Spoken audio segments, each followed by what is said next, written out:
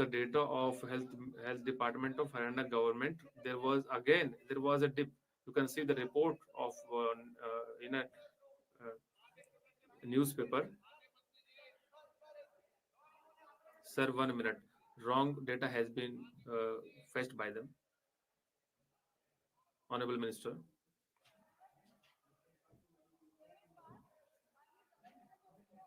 So the question which has been raised by honorable member, I have recent data which we have received from state government, and I would like to clarify here that in our country, when we talk about sex ratio at birth, from 2014 to 16, between 2021 to 23, 19 point growth has been registered, and for Haryana state during this time period, it is 52 points.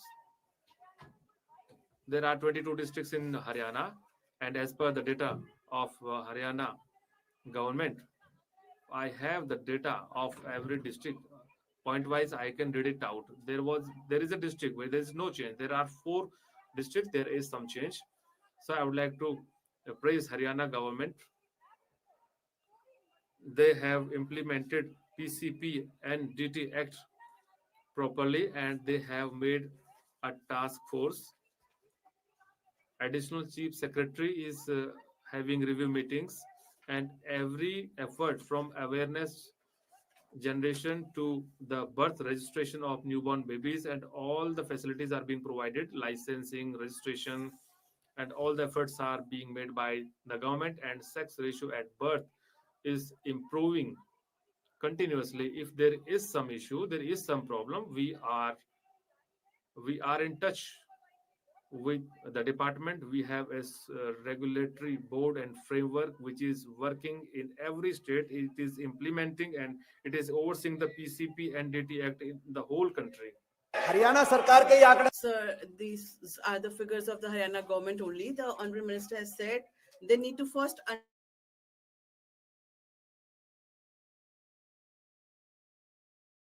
understand that it has dropped in the first 4 years. Have to take that into consideration. And I would like to bring forth 3 issues in forth that over-the-counter abortion drugs.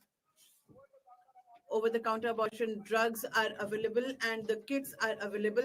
There's no regulation for that. People are buying it. And the second, IVF centers which have been put up, they're also in huge numbers. The male child are being born from there. How are you going to monitor that? And third is the most important. They're saying that Haryana government is working really well. This is not a political issue. Last month only in Haryana, 1,500 abortion centers. Out of that, 300 abortion centers were shut down. So the health officials and doctors were working hand in glove. And when there was a drive in the media that the sex ratio has dipped in the last 4 years, after that hue and cry, out of 1,500, 300 abortion centers were shut down. So you can see that most of them were voluntary shut down. As to what was the blatant mistake they were carrying out, and these small infants, please care about them who have not even opened their eyes in this world. And in your data also,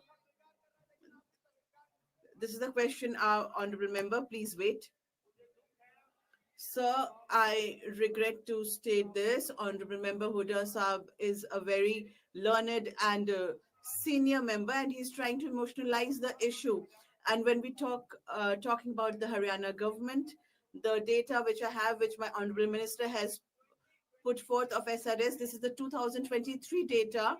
And as per the data of 2023, 52 points was the improvement in the sex ratio at birth. We should consider that, and Haryana has worked really well. We should consider that also. Second thing, Honorable Speaker, sir, as the Honorable Member said, that 300 abortion centers were closed. And how does it show that these abortion centers have been shut down? You give me in writing, I'll examine it. लेकिन मैं ये बताना. But sir, I would like to say here that the premises inspected 44,263 in Haryana. Please take your seat and listen to me. 44,263 inspected in Haryana. Cancelled 1,111, sorry. Machines sealed and seized 1,037. तो ये हमने proactive So we have worked in a very proactive manner, because of which these results have come forth. Second thing, the Central Supervisory Board, the state authority, the district authority, they all have having meetings regularly, and the district magistrates have been told to do an inspection on a weekly basis and to monitor it regularly. Yes, in our society, it is a trend. For that, through IC material, we are trying to make the people aware. There's been a lot of change in Haryana, but you cannot bring in the change in a single day. To change the entire mentality of the society, it takes really time. So the society and the government is working together, and the government is ready, and the government is active, it is proactive, and that is why the 52-point improvement is there. Thank you. 84. Malikarjun.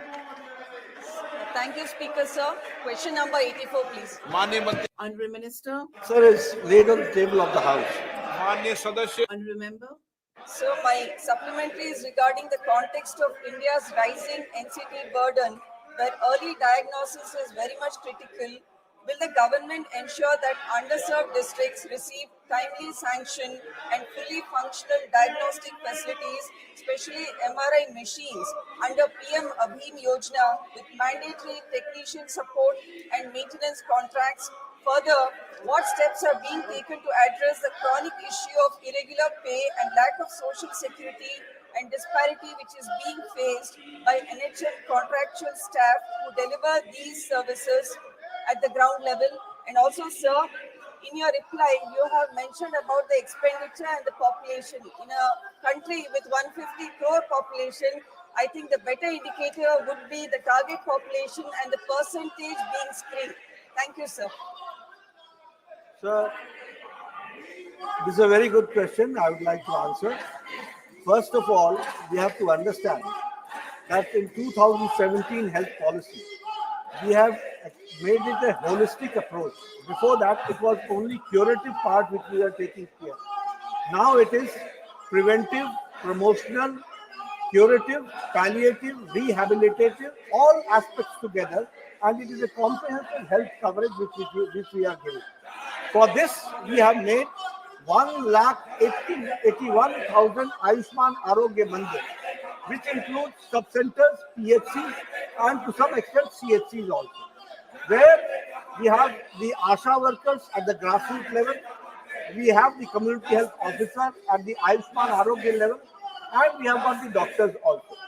What we do is, we ask the ASHA workers and the Panchayat Pradhans to bring people to the Ayushman Arogya Mandir before they reach the age of 30 for screening for hypertension, diabetes, for cancer, for oral cancer, for cervix cancer for women, and breast cancer.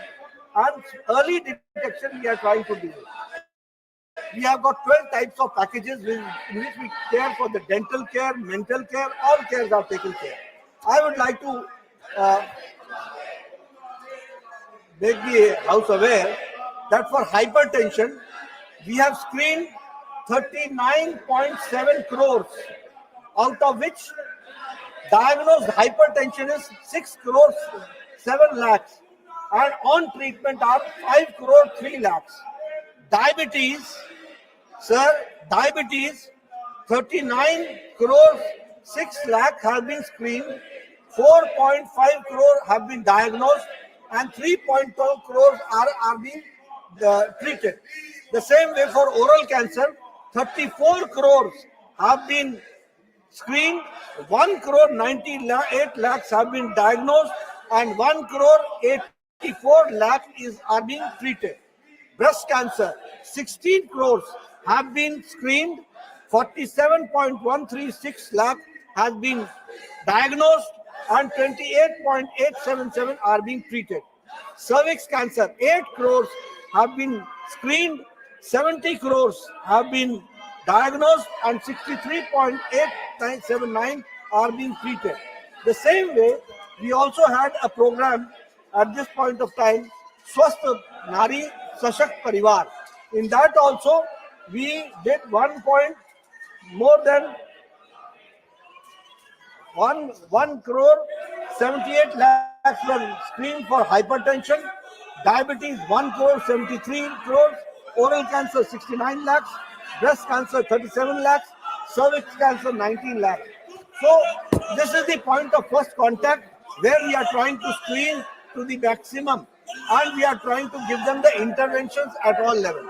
We also have telecommunication and telemedicine, telemanas. Well, sorry, e-Sanjeevani.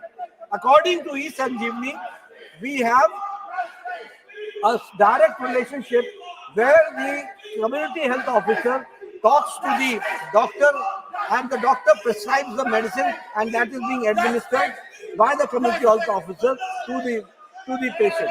And that is the first point of contact with you.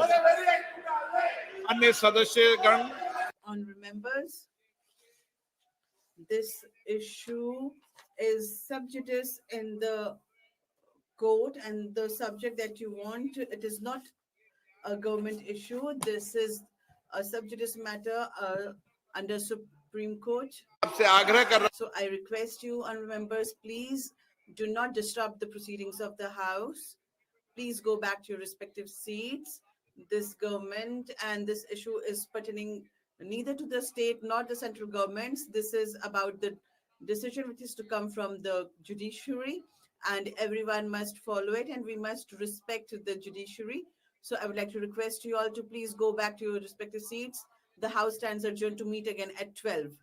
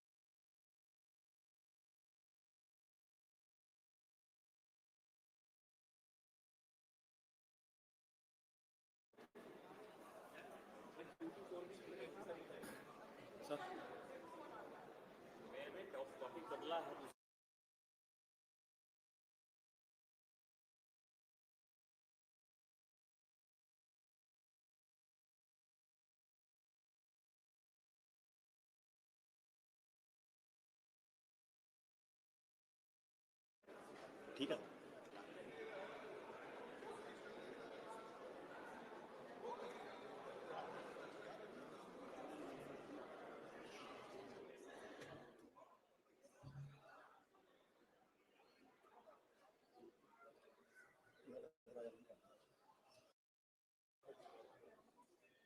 Paper भी ले ले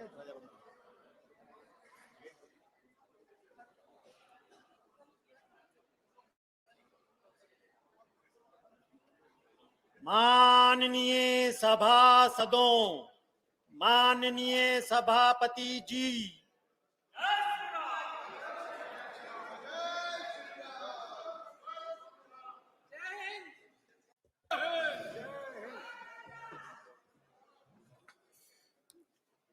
माननीय सदस्यगण, Honorable members, some notices on the adjournment motion have been received from some honorable members and have been received.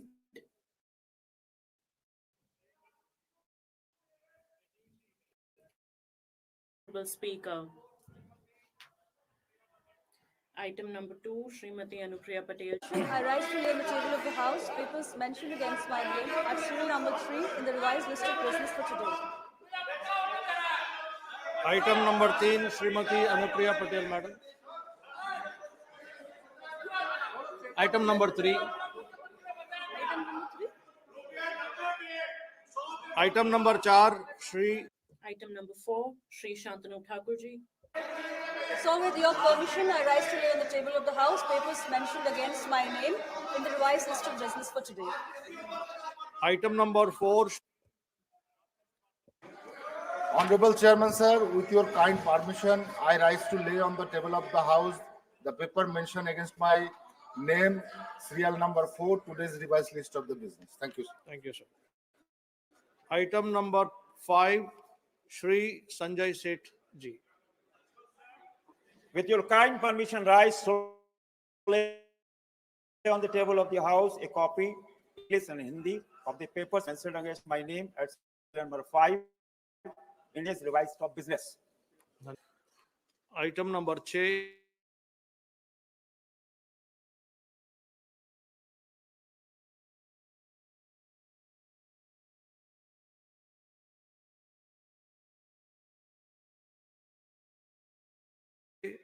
Mahasachiv ji. To Lok Sabha in regard to the Central Excise Amendment Bill 2025. Item number 7. Item number 7, Shri Anurag Singh Thakurji. Sir, with your permission, I rise to present the 12th, 13th and 14th action taken report as listed against my name in the today's list of business. Thank you. Item number 8, Shri Sanjay Seth ji. With your kind permission, rise to lay a statement on the table of the House in English and Hindi regarding the status of implementation of recommendation contained in the first, second, third, and fourth reports of the Standing Committee of Defense on demands of Grant 24-25. First report, General Defense Budget, Border Road Organization, Indian Coast Guard, Defense States Organization, Defense Public Sector Undertakings, Welfare of Ex-Servicemen and Defense Pensions demand on 19 and 22. Second report on Army, Navy, Air Force, Joint Staff and Ex-Servicemen Contributory Health Scheme, demand number 20 and 21. Third report on capital outlay on defense services, procurement policy and defense planning, demand number 21. And fourth, on Director of Ordnance Coordination Services, new DPSUs and Defense Research and Development Organization, demand number 20 and 21, pertaining to the Ministry of Defense.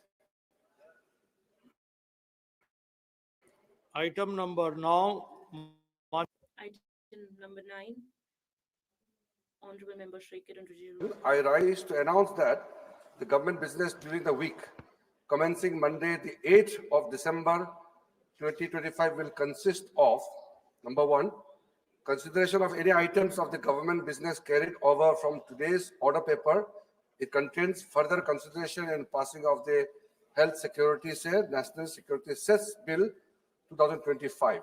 2. Discussion on the 150th anniversary of the national song Vande Mataram. 3. Discussion and voting on the first batch of supplementary demands for grants for the year 2025-26. 4. Introduction, consideration and passing of the appropriation number 4 Bill 2025. Number 5, consideration and resolution on the adoption of Water Prevention and Control of Pollution Amendment Act 2024 in the state of Manipur. Thank you, sir. Honorable members, we will now commence a 0 hour. Anjaniya Shri T.R. Baluji. Kindly, sir, restrict so that we can give option to others. Thank you, sir. Sir, it is a matter of great concern,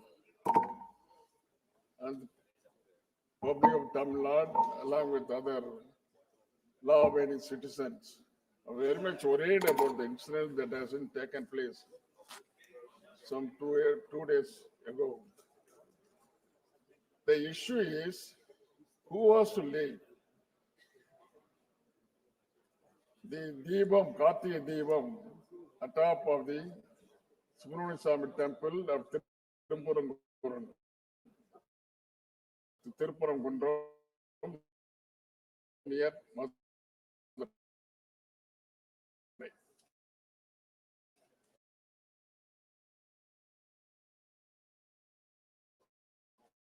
Who has just now, they wanted to create some problem. They went to the court and got a judgment from the RSS judge. The judge himself, sir, the judge himself has said,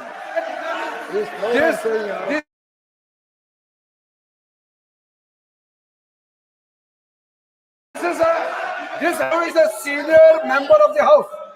He cannot pass aspersion on the judiciary, and he has named RSS judge. I am sorry to say that in the history of our parliamentary democracy, we have maintained decorum, rules, prevention of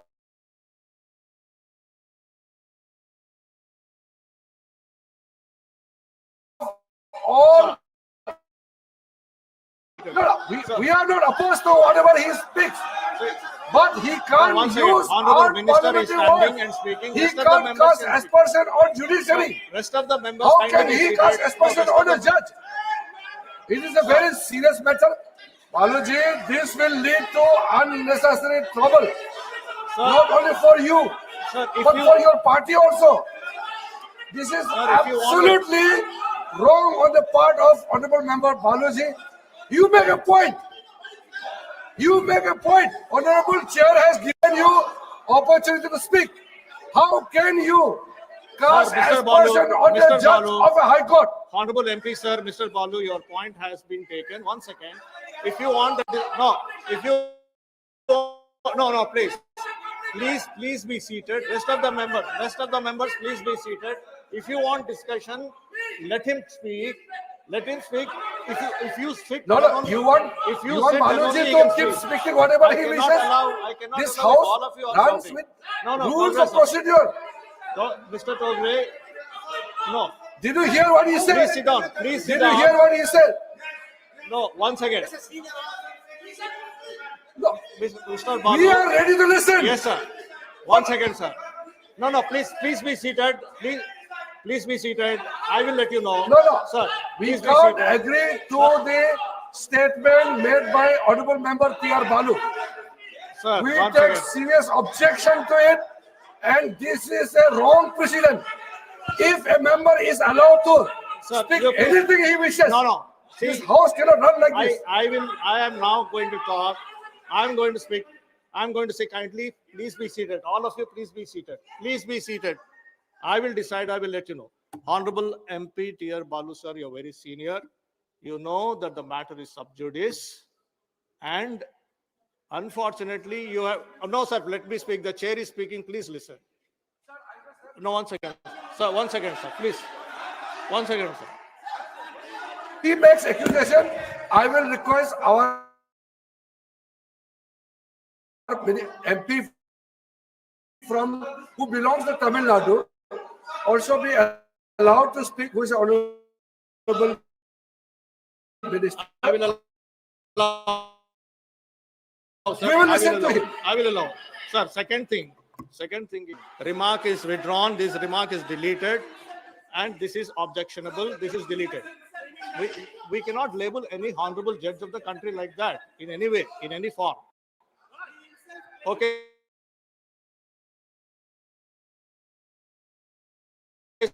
Sir, please continue. Please continue. No. Consider that he belongs to a particular. Okay, sir. Thank you very much. Your point is made. Your point is made. Your point is made, sir.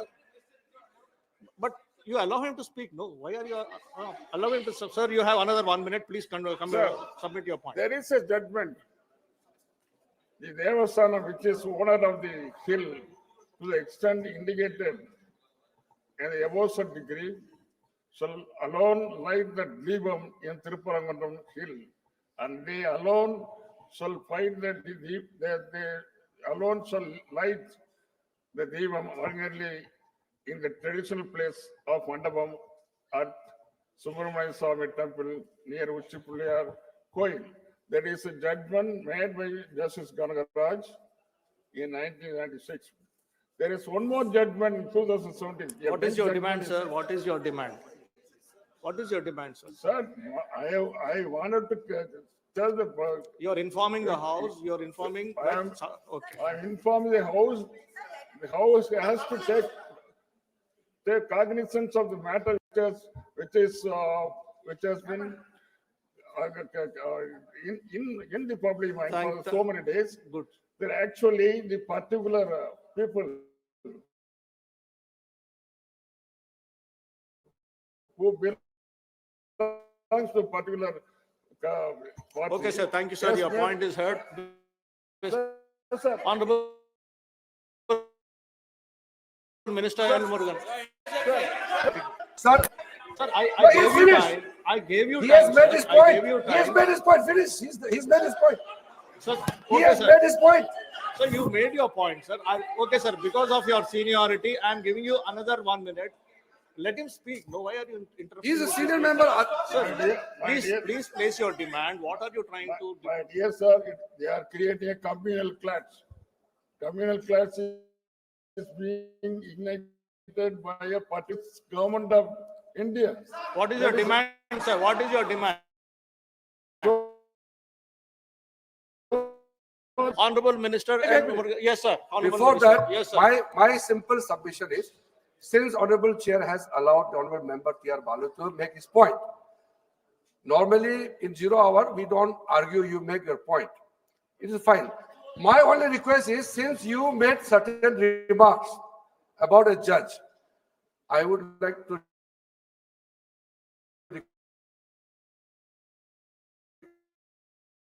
request Honorable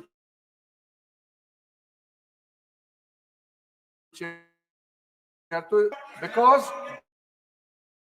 the matter is going on, so I would request here the MOS Parliamentary Affairs to make a clarification remark on his remark.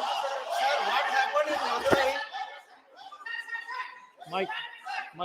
Tamil in Madurai, Thiruparangundrathala, in Madurai, in Thiruparagundram, the DMK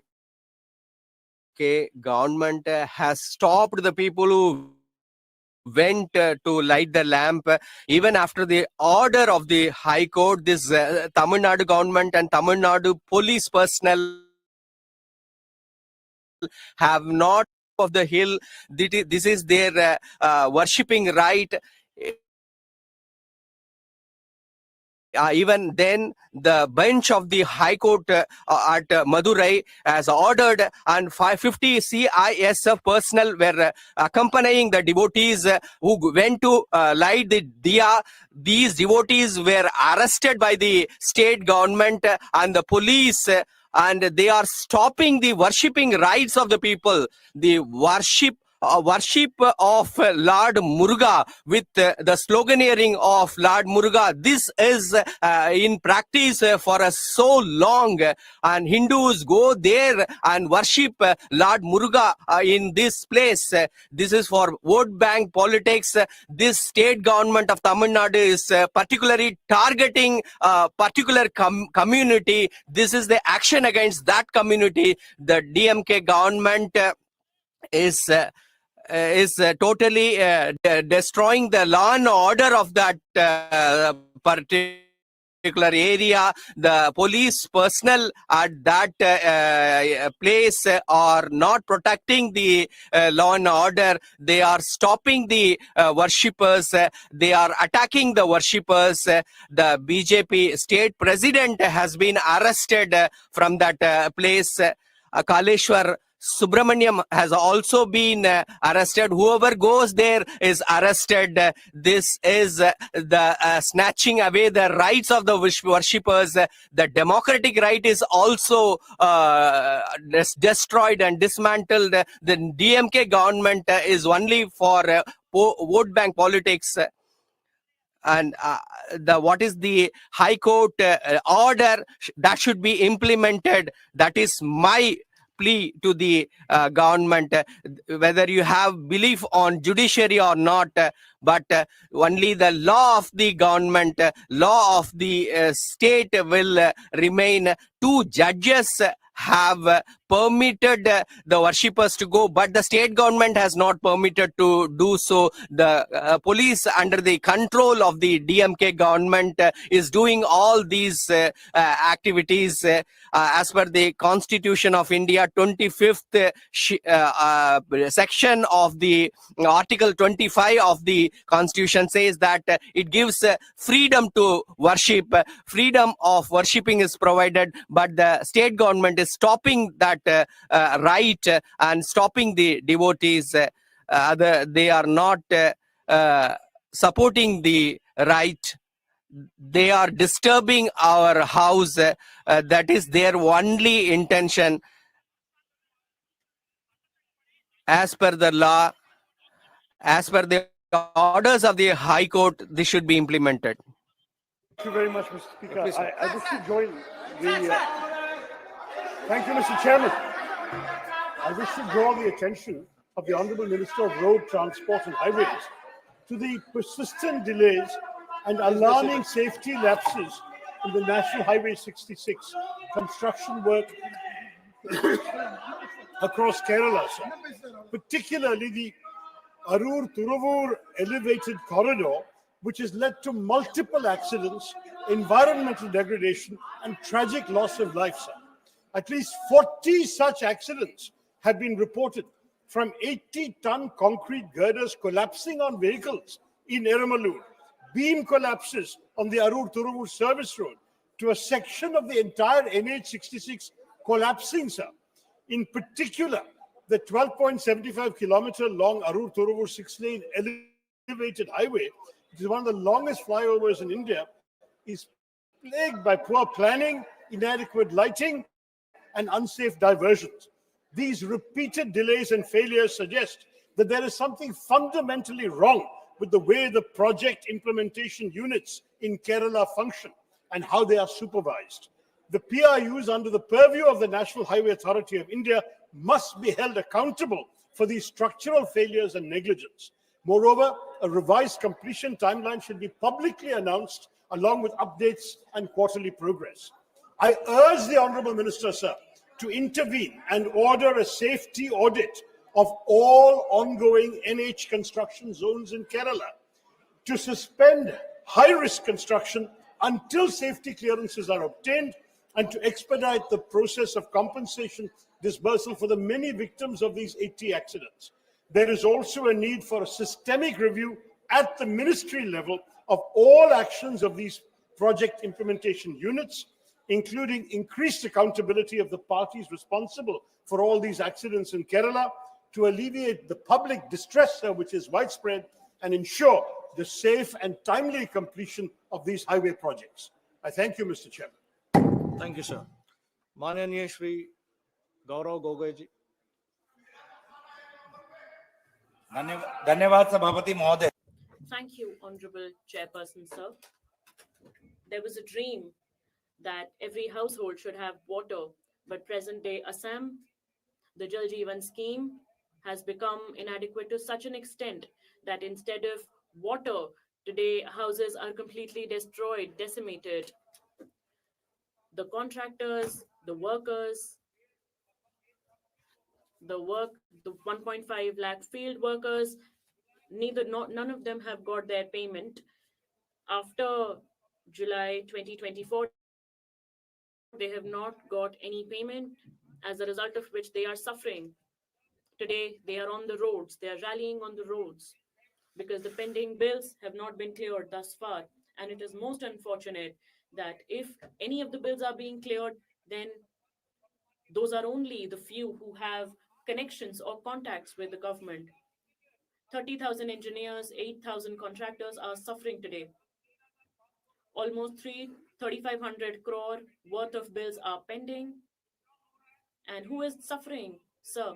All of those young people who had invested, who had taken loans to help with the government, they actually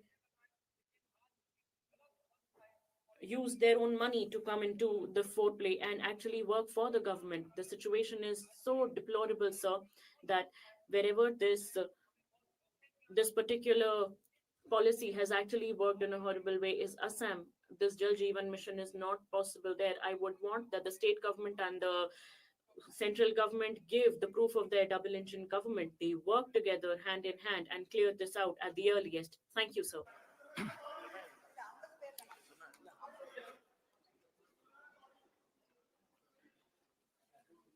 माननीय श्री नारायण पाणी.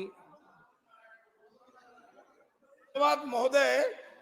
एक sensitive Honorable Chairperson, sir, there was a sensitive issue. That's why you gave an opportunity to T.R. Baluji, and you also gave an opportunity to Shashi Tharoor ji and Gaurav Gogoi ji. I was ready as my name is on serial 1. I know opposition disrupts the house. I was a member of this house in 2004, and they have failed multiple times, and see the coincidence. There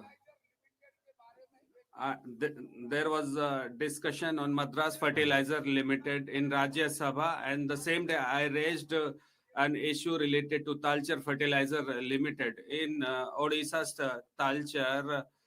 There was a unit of Fertilizer Corporation of India, and it was started in the 70s. And because of wrong operational practices, it had to be closed. And I was raising this issue again and again. And when Modi government came into power in 2014, and a solution of joint venture was devised, and Talcher Fertilizer Limited has now been started, and it is under construction, and there is a delay in the completion of the work related to this factory. In 2018, Honorable PM visited that place. Mr. Anant Kumar was the minister that time, and it is located close to the village of Honorable Minister Dharmendra Pradhan, and there was a target to complete the work by 21-22, and because of various reasons, the work is being delayed again and again. I have raised this matter many a times in this house. Honorable Minister J.P. Nadda ji has taken a cognizance of this issue, and my request is that this unit must be completed in a time-bound manner. And during the time of Fertilizer Corporation of India Limited, the employees who were working in this unit, their families must be given priority in employment, and the local people should be given priority who have given land for this particular project, and they must be given priority of employment. in this factory. So I hope that this sensible government will take cognizance of this matter. माननीय श्री बंटी विवेक साहू जी. Honorable Sri Banti Vivek Shahuji, Honorable Chairperson, sir, to discuss a very sensitive issue with a very heavy heart. In my constituency, many children lost their lives due to illicit cough syrup, and it was a painful incident in my constituency, and we all were shocked with this incident. And I would like to draw the attention of the government towards the manufacturing process of medicines. And according to a lab test, the deadly cough syrup contained the spurious chemicals which caused the fatal incident for the children. Honorable Chairperson, sir, in this case, Sreesan Pharmaceutical Company of Tamil Nadu is involved, who have manufactured this cough syrup, and in a laboratory test, it was found that the illicit chemicals were mixed in a more proportion, and I think there is a need to pay attention. And this medicine was brought in the market without proper testing, and it is being manufactured and sold by one particular dealer. So it is a matter of great concern that this low quality medicine is being manufactured and rampantly sold in the market. So it points out to the lack of coordination among the states and lack of lab testing. So considering the incident, there is a need to strengthen the medicine manufacturing processes, and proper testing must be made mandatory, and their ingredients must be disclosed. Honorable Chairperson, sir, I would like to bring out that the pharmaceutical companies must be made answerable, and therefore stringent laws must be brought in, and there has to be penalty and permanent banning provisions for this kind of companies, and there has to be a national monitoring body to monitor this kind of incidents. The death of innocent children is an alarming situation for the entire system. So for the safety of the citizen of India, immediate attention must be paid. I request the government that a regulatory framework must be strengthened for the medicine manufacturing. Thank you, Honorable Chairperson, sir.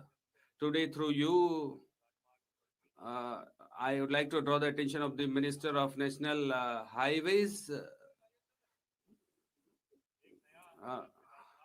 A new national highway is being implemented in Uttar Pradesh, Bandra Bahraich National Highway. It goes from Banda to Lalganj, and it connects Barabanki to Lalganj, and your DPR is under progress. From Lalganj to Barabanki, the 110-kilometer stretch remains unacknowledged, and there is no proposal for its development. There is a great amount of traffic on this route, and the footfall on this road is high, and it has not been included in the proposal. The Hyderabad district sees a great amount of traffic. So my request is that the Lalganj to Barabanki stretch of 110 kilometer must be included in the proposal, and immediate action should be initiated to complete this stretch. Thank you, sir. Honorable Member Shri Manish Tiwari ji. Thank you, Honorable Chairperson, sir. Sir, the Chandigarh city is popular in the whole entire world for its beauty. It's a beautiful city, but since the last few years, the beauty of Chandigarh is it's losing its beauty. In Chandigarh, there are three small rivers. Uh, on its east, there is river Sukna, and in the middle of the city,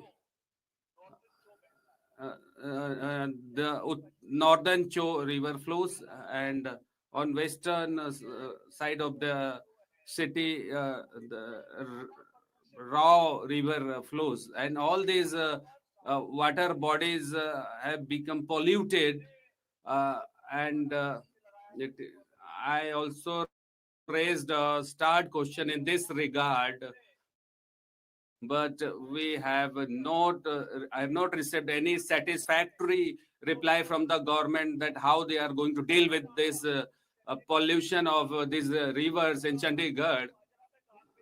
There is a huge garbage dump in Chandigarh, and it is taking form of a mountain. The government requested NGT and High Court and also the parliamentary committees that they will clear the garbage by November 2024, and now they set another deadline to March 2025 and then to July 2025, and now it is 30th November 2025, but nothing is happening on ground. I request the government that Chandigarh is the first city after independence, and it was established by Honorable late Pandit Jawaharlal Nehru. And if you want that city to be continue to be union territory, you must take care of that city. Honorable Minister of Parliamentary Minister is sitting here. I urge the minister to bring this issue in the notice of ministers so that the beauty of Chandigarh may be preserved. Thank you. Honorable Sri Bharatji. Yes, sir. Thank you, Chairman, sir. I've been meaning to bring this issue to the attention of the House for some time now. This is about a silent and growing health crisis about the type 1 diabetes, particularly affecting lakhs of children in India. So type 1 is an autoimmune condition that often begins in early childhood, and it's not related to lifestyle. These children cannot survive without daily insulin, continuous glucose monitoring every day for the rest of their lives. Unfortunately, we are a country with the highest number of type 1 diabetes children in the country, with over 23 lakh children under the age of 19 living with this. And almost 20,000 cases are reported, new cases are reported every year. In my own parliament of Visakhapatnam, we have thousands of children affected by this, and the annual cost of managing type 1 diabetes is non-trivial. It's about 50,000 rupees a year, affecting many middle-class families in a very serious way. So the government is providing insulin in hospitals, but the challenge is that the supplies are irregular, trained staff are not many, and there is little to no outpatient care for this condition.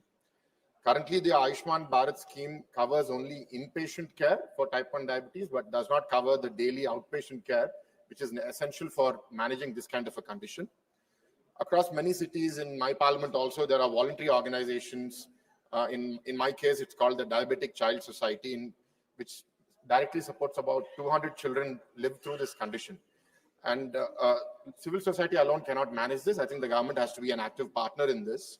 And we need to train educators, parents, children on how to manage this disease very carefully. Why this is very important, sir, is that people with this condition can lead a very normal and healthy life if it is managed well. But because it is not being done well, we're seeing many children suffering from entirely preventable conditions like kidney damage, vision loss, disability, and in extreme cases, death. Recently, the state of Rajasthan has taken a lead allocating funds to this to establish type 1 diabetes clinics. In fact, our Honorable Speaker, sir, had inaugurated such a clinic himself in his parliament. So I urge the government, sir, to include outpatient type 1 diabetes care under Ayushman Bharat, especially for children, and ensure that there is uninterrupted insulin and glucose supply across all Jan Aushadhi Kendras and public health centers. And either consider launching a national program for type 1 diabetes care or incentivize states to establish dedicated clinics to manage this condition, sir. So a vial of insulin is the difference between life and death. And I don't want any child to be denied a healthy life because of a lack of it. Thank you, sir, for giving me this opportunity to speak about this topic. Thank you. Thank you. माननीय श्री आनंद भदौरिया जी. धन्यवाद सभापति. Thank you, Honorable Chairperson. Through you, I would like to bring the issue of the oldest road of country, the two capitals of country, Lucknow and Delhi, the oldest national highway, that is National 30. And I am talking about my demand is to broaden that national highway. Honorable Chairperson, sir, this road passes through historical district like Bareilly, Rampur, Lakhimpur, Sitapur, and Lucknow. And there has been long pending demand to broaden it, and four laning of this road has started, and millions of people have lost lives in the accidents. I thank you, Honorable Minister, for according priority of to four laning of this road, but the traffic has swollen, and that four lane also is not sufficient. It is a short road. It connects Delhi and Lucknow. I demand from the government that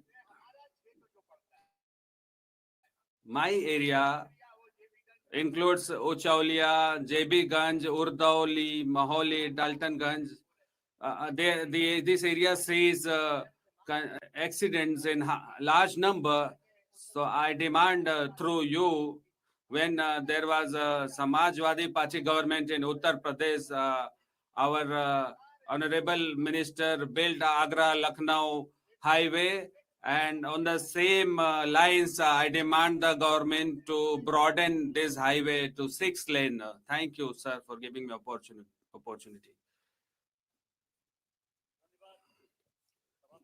Thank you, Chairperson, sir.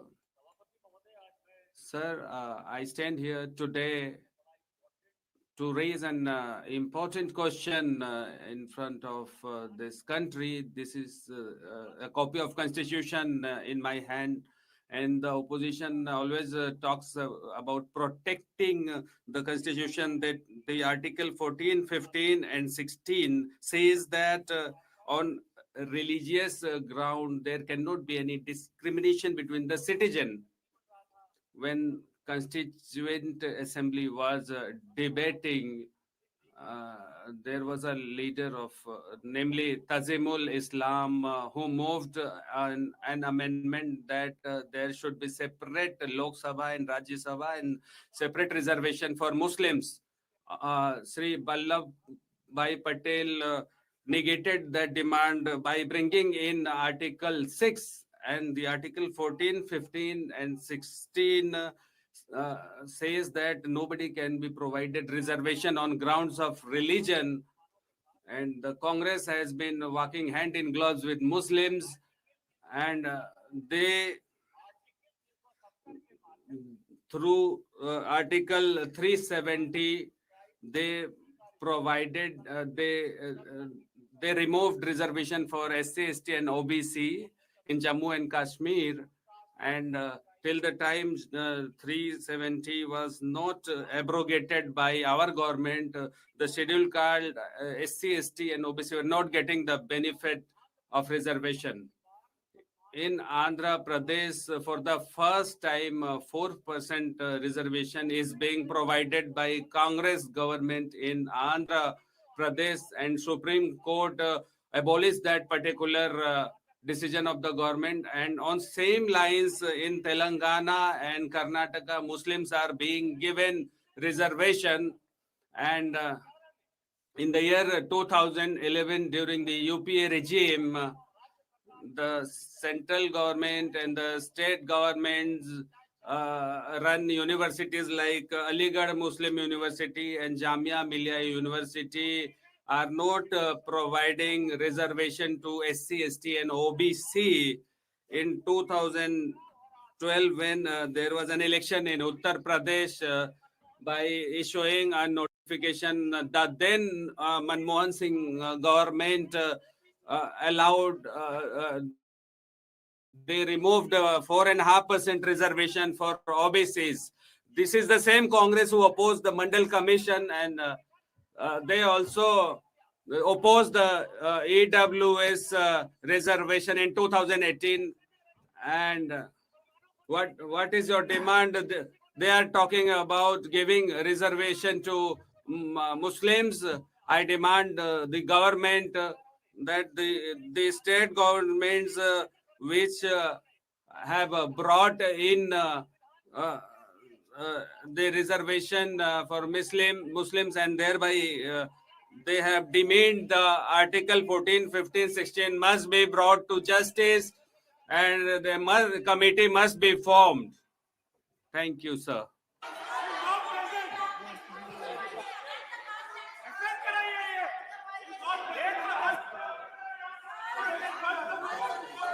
ये जो कह रहे हैं, I will check the record. I will check the record. And whatever is the fact, only the fact will be taken. Others will not be taken. Start speaking. Dr. Isha Khan Chaudhary. Chairperson, sir, I would like to bring your kind notice to a matter of great concern of an arsenic-free drinking water crisis in my Malda Dakshin Lok Sabha constituency of West Bengal. This crisis has developed in my Lok Sabha constituency during the last 15 years due to the fact that new drinking water connections have been allowed to all village homes, and also because the population has increased since the original mega water supply plants were built many decades ago. In many villages across several blocks, many PHE pipelines are fully dry or supply an insufficient amount of water.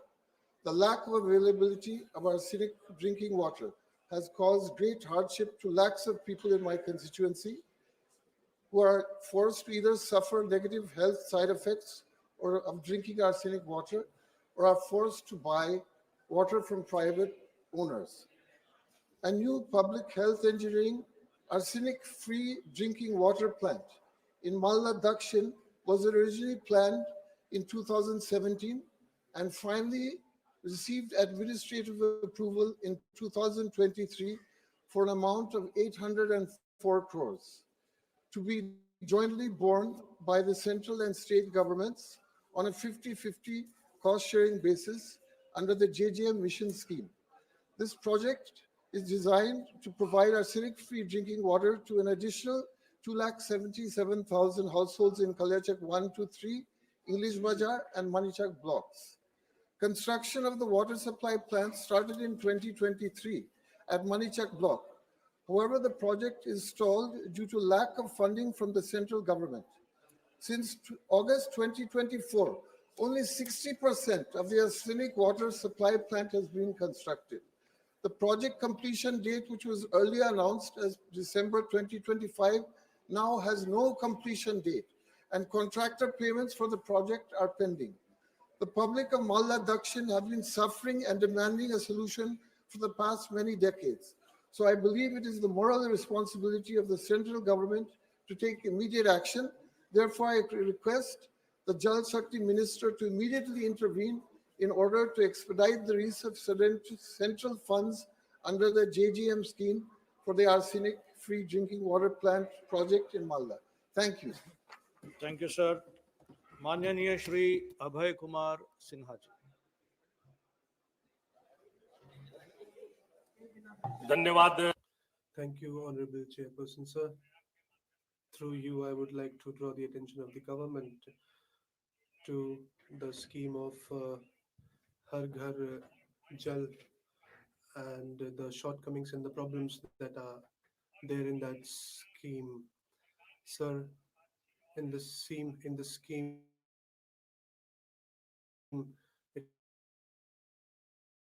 it was said by the government that it is a very good initiative, but at the ground level, something else. I'm talking about Aurangabad and Gaya district. Every day, we receive 2 to 5 complaints, and these complaints are about the motor, which is dysfunctional, and that is why the water is not reaching. And for many months, the starter is not working. At many places, the pipeline has burst, and the water tank has also been demolished sometimes. Sometimes the quality of the product that has been used, and we receive this complaint from all the wards. I would like to request that in many villages, they have not received even a single drop of water, and even then the government shows in its records that the water has reached to every household. The poor, those who have been shown this thing, in reality, the water reaches only once or twice a week. Sir, this scheme was announced by the Honorable Prime Minister, and it is an aspirational scheme whose objective was to reach to deliver the potable water at every household, to every household. Through you, I would like to demand from the government that at my, not only my constituency, but in every part of the country, there should be an independent audit if the work has not been completed or the quality of the work is bad. Then people must be brought to justice, those who are there, those who are responsible, and it should be assured that every household receives potable water regularly. Thank you so much, sir. माननीय श्री बलवंत बसवंत वानखेड़े जी.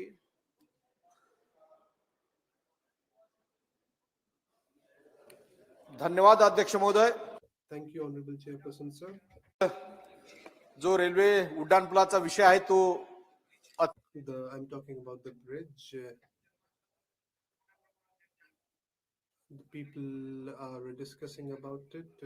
Chairperson, sir, this was the time from the Britishers. It is not in a very good condition. Its structure was analyzed. It was decided that it will be demolished, but the people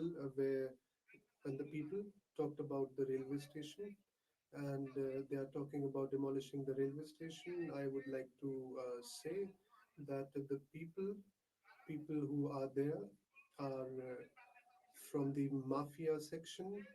They want to. There was a plan to build a new bridge, but till now, nothing has happened. No concrete action has been taken. I would like to request Honorable Vaishnav ji, Honorable Gadkari ji, and I have met them and I have requested personally. Gadkari ji has assured that after taking the fund from the state government, this should be constructed. This was the information, but the railway station is also being talked about that it would be removed. And through you, I would like to request the government that this bridge, this new bridge, should be constructed at the earliest, so that people, those who use that, they do not face any other problems.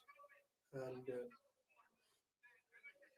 I would also like to say that we do not want to remove that bridge and the station, but there should be a new bridge. I request you the same. The government should construct a new bridge there so that people can use the facility. Thank you, sir. जी, माननीय श्री रामवीर सिंह बिगड़ू. धन्यवाद. Thank you, Honorable Chairperson, sir. The current master plan of Delhi says that in Delhi, wherever there are roads and there are 70%, more than 70% of shops which are being run there, that should be considered as the commercial road. And on the roads where we have 50% or more than 50% of shops, that should be announced as mixed land use. The Delhi Municipal Corporation has announced as commercial road number of 351 and mixed road use. It has recommended the government to announce that, and through you, I would like to request the government that the recommendation of Delhi Municipal Corporation should be accepted so that the businessmen of Delhi get some relief and they work with the dignity, and the Delhi government would get crores of rupees in revenue. And sir, the shops that have not been surveyed yet, and the roads where we have more than 70% shops, they should be surveyed and they should be declared as commercial roads. In Delhi, around there are around 13,000 shops that are sealed, and I'm also talking about Defense Colony Market. So these shopkeepers should be levied a conversion charge so that the traders of Delhi may get some relief from the side of the government. The traders and businessmen of Delhi have been requesting the same from the government, and through you, I would like to request the government that the government should work and should take this step immediately so that the traders get some relief. And on the roads in Delhi, where we have more than 70% and 50% shops, they should be declared as commercial roads, and mixed land use should be declared like that. Thank you so much, sir. माननीय श्री राहुल सिंह लोधी. धन्यवाद अध्यक्ष महोदय. Thank you, Chairperson, sir. Through you, I would like to thank the Honorable Roads and National Highway Minister, Mr. Gadkari ji, that he has given two national highways in my constituency. One is in Ursa, which it goes till Damoh, and second is from Damoh to Abona via Damoh to Jabalpur. He has announced them as the national highways. Also, I would like to say that the district which we have, Damoh, it is connected with four districts: Jabalpur to Damoh, Sagar to Damoh, Chhatarpur to Damoh, and fourth is Panna to Damoh, and the fifth is Katni to Damoh. And now in Damoh, from Imlai bypass till via Abana bypass till Hatanaga, ring road is prepared, has been prepared, which is around 20 kilometers. So through you, I would like to request the Honorable Minister, if from Samanna bypass we have till Hatanaka bypass, if we have a 4-kilometer stretch of road, then we will have a complete ring road.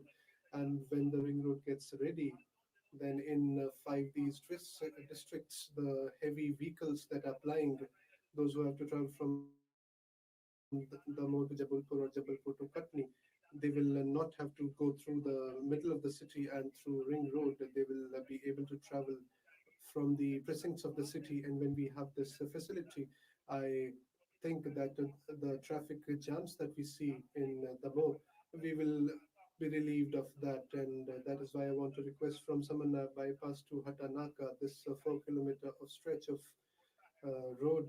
If NHAI does that, this will be very good for the connectivity of Damoh. You gave me the opportunity to speak. Thank you so much, sir. जी, माननीय श्रीमती संध्या रे madam. धन्यवाद.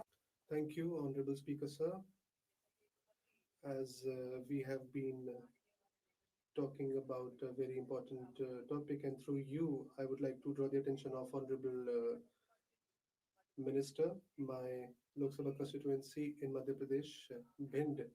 I feel it is backward, and currently when we talk about Bhind, it is not connected with Delhi or Bhopal. And through you, I would like to request Honorable Railway Minister that in Bhind we have lakhs of farmers, traders, businessmen, youth, women, and many workers, those who have to go out for work. And that is why I would like to request that we must be given a special train from Delhi to Etawah and from Bhind Gwalior, Guna, and it reaches Bhopal, so that my constituency gets connected with Bhopal and Delhi.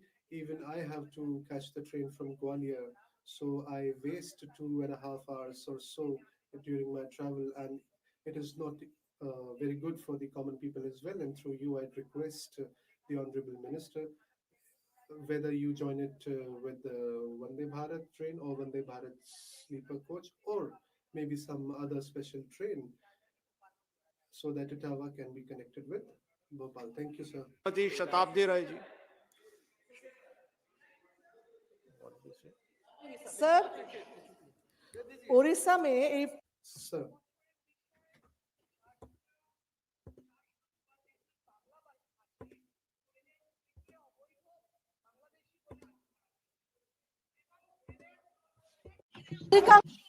Yes, and most of them have been suffering by this in Murshidabad, Malda, South Chobbish Pargona, and in Birbhum there are many people like that. And the most important thing about this, there is also a pregnant woman there, and she has been sent to Bangladesh. And people who have valid Aadhaar card and voter card, they are not giving clearance there. We have seen there is a migrant laborer in Maharashtra. What is your demand? I am asking you. And we have also seen the kind of migrant laborers are there, the masons who are working there, they are speaking Bengali language, and just because of this they are being sent to Bangladesh. And Supreme Court has already given an order regarding this, that only because of a linguistic divide you can't send someone to Bangladesh, and you can't be able to do this. And माननीय श्री जुगल किशोर जी. सभापति जी. Honorable Chairperson, sir. Thank you so much, sir, that you gave me the opportunity to speak about my Lok Sabha constituency. Sir, through you, I would like to draw the attention of the government on Jammu, and I would request to promote tourism in Jammu, and through tourism would like to request the employment generation. And I would like to say kindly Please go to your seats. Please go back to your seats. Please go back to your seats. Madam Shatabdi Rai, madam, please go back to your seat. Please go back to your seat. That is not your seat. That is not your seat. Please go back to your seat. Madam Shatabdi Rai, madam. Dr. Shatabdi Rai, madam, that is not your seat. Please go back to your seat. Please go back to your seat. Dr. Shatabdi Rai, I am taking your name. Madam, I am taking your name. Dr. Shatabdi Rai, please go back to your seat. Please go back to your... Dr. Vikas ji, please go back to your seat. You can't go to his seat. You can't go to his chair. Please go back to your seat. Please go back to your seat. Jagal Kishore ji, आप बोलिए. Jagal...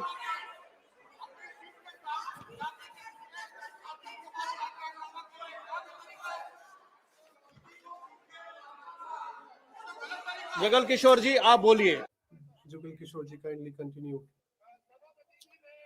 Chairperson, sir, through you, I would like to draw the attention of government on tourism in Jammu, and through tourism employment generation. I'm talking about that, sir, in my constituency, Jammu, for promoting tourism.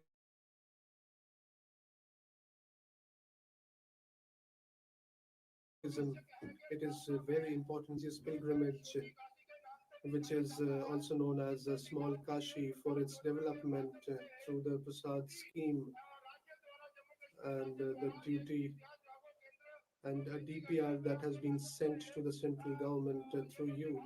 This department, the tourism department, I request this department that it approves it, so that the funds may be released, so that Purvandal can be developed, and in Riyasi, Shivkori, and other tourist places like Baba Gaurav, Baba Chamyal, and wherever we have tourist spots, so that the development can be seen there through the funds that will be released by the tourism department, so that the tourism can be promoted, so that people get employment, people come and travel these places, so that people would also get employment and people would be happy. I request through you that the tourism department must be issued an order that in Jammu the tourism should be promoted and funds should also be released. Thank you, sir. क्या कह रहे हैं मैं इससे पहले मैं इस Before this, I would like to call Jitendra Kumar Dohre ji.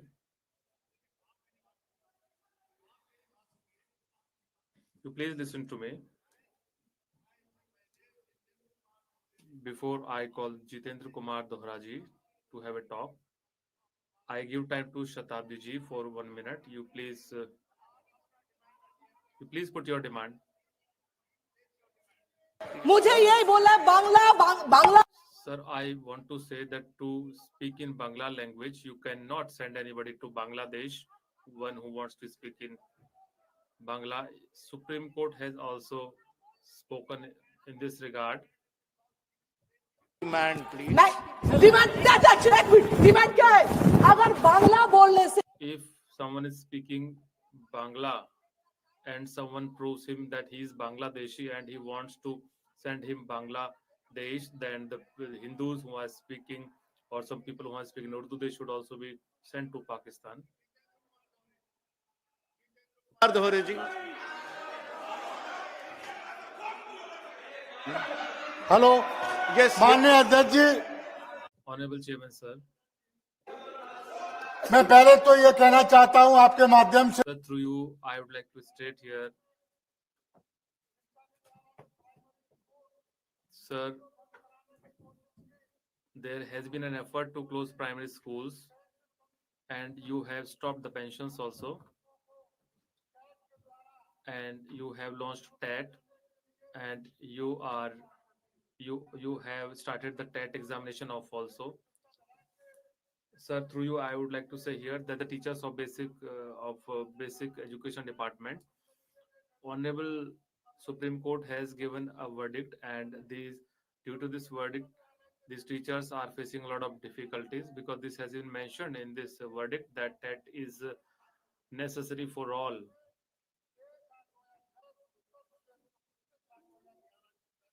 Before 2011 and between 2010-11, those who have got job, they also have to pass this TET examination. If they don't pass this examination, they will be given forced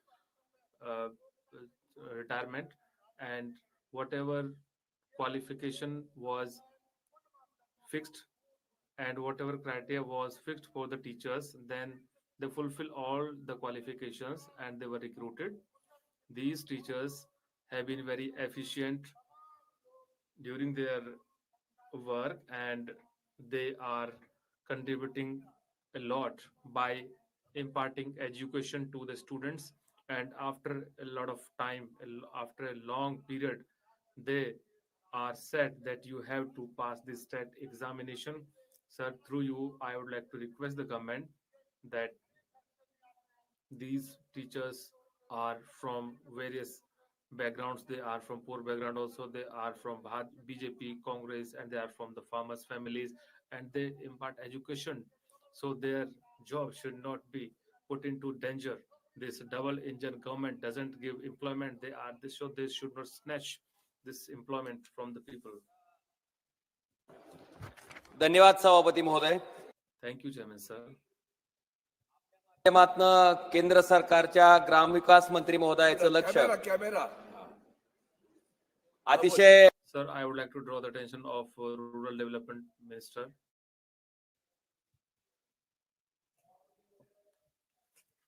So this is a very important subject which I would like to raise here. corporation area is there, and the land of some farmers is under this area under Mahatma Gandhi mission. Either it is related to fruits and vegetable, or they are fruit growers. Whatever benefit they should be given to these farmers, they are not getting it. In my Lok Sabha constituency, there are so many farmers. Their land is under this municipal corporation. They are not getting the benefits of Manrega. So through you, I would like to request Honorable Minister of Rural Development that this Manrega law should be amended and it should be implemented under the areas of municipal corporation also, and the farmers who have their lands under this jurisdiction of municipal corporation, they should also be extended this benefit. Same benefit should be given to the farmers whose land is under this municipal corporation. So this is my demand, sir. I thank you for this, sir. Advocate Gowal Kagda ji.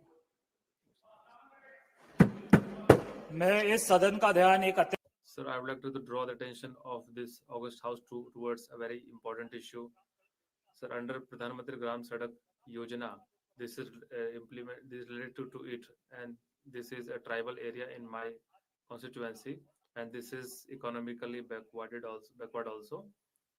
And sir, this is related to the rural roads in my area. So through you, I would like to request Honorable Minister of Rural Development area, is there any great package for road renovation, so that seeing the geological condition in my area and a road grid network should be developed there? Is the government ready to reduce the criteria from 250 to 100 in this area? Will the government improve the standards of road construction area, especially in hilly areas? B2N, VG13, VG40 or PNB will be used by the ministry. Will the ministry make bitumen hot mix technique compulsory so that the roads may be safe? And there are some areas where there is traffic load. Is there any planning for compulsory training and maintenance and contract related to the safety of roads? And in the hilly areas and in the forest areas, there are some forest clearances which are pending. Be cleared. Last point, Manya Sabhapati Mahoday. Sir, for rural area, roads are important things, and this is the backbone in rural area. But this benefit is not being given to the people of this area, and it decides the progress in that particular area. And there will not be any education, no employment if the roads are not development. I request that PMGSY 8 is there in MP, and the PMGSY 4 phase should be extended in Maharashtra. Thank you for the opportunity. On behalf of the people of my constituency, Hooghly, I want to draw the attention of the government towards a stoppage at Bandel Junction for the Shialda Ajmer Express 12987 12988. This is a matter that I have raised multiple times before, sir. However, it is extremely saddening that over 1 year has passed. Neither have I received any response from the government, nor the demand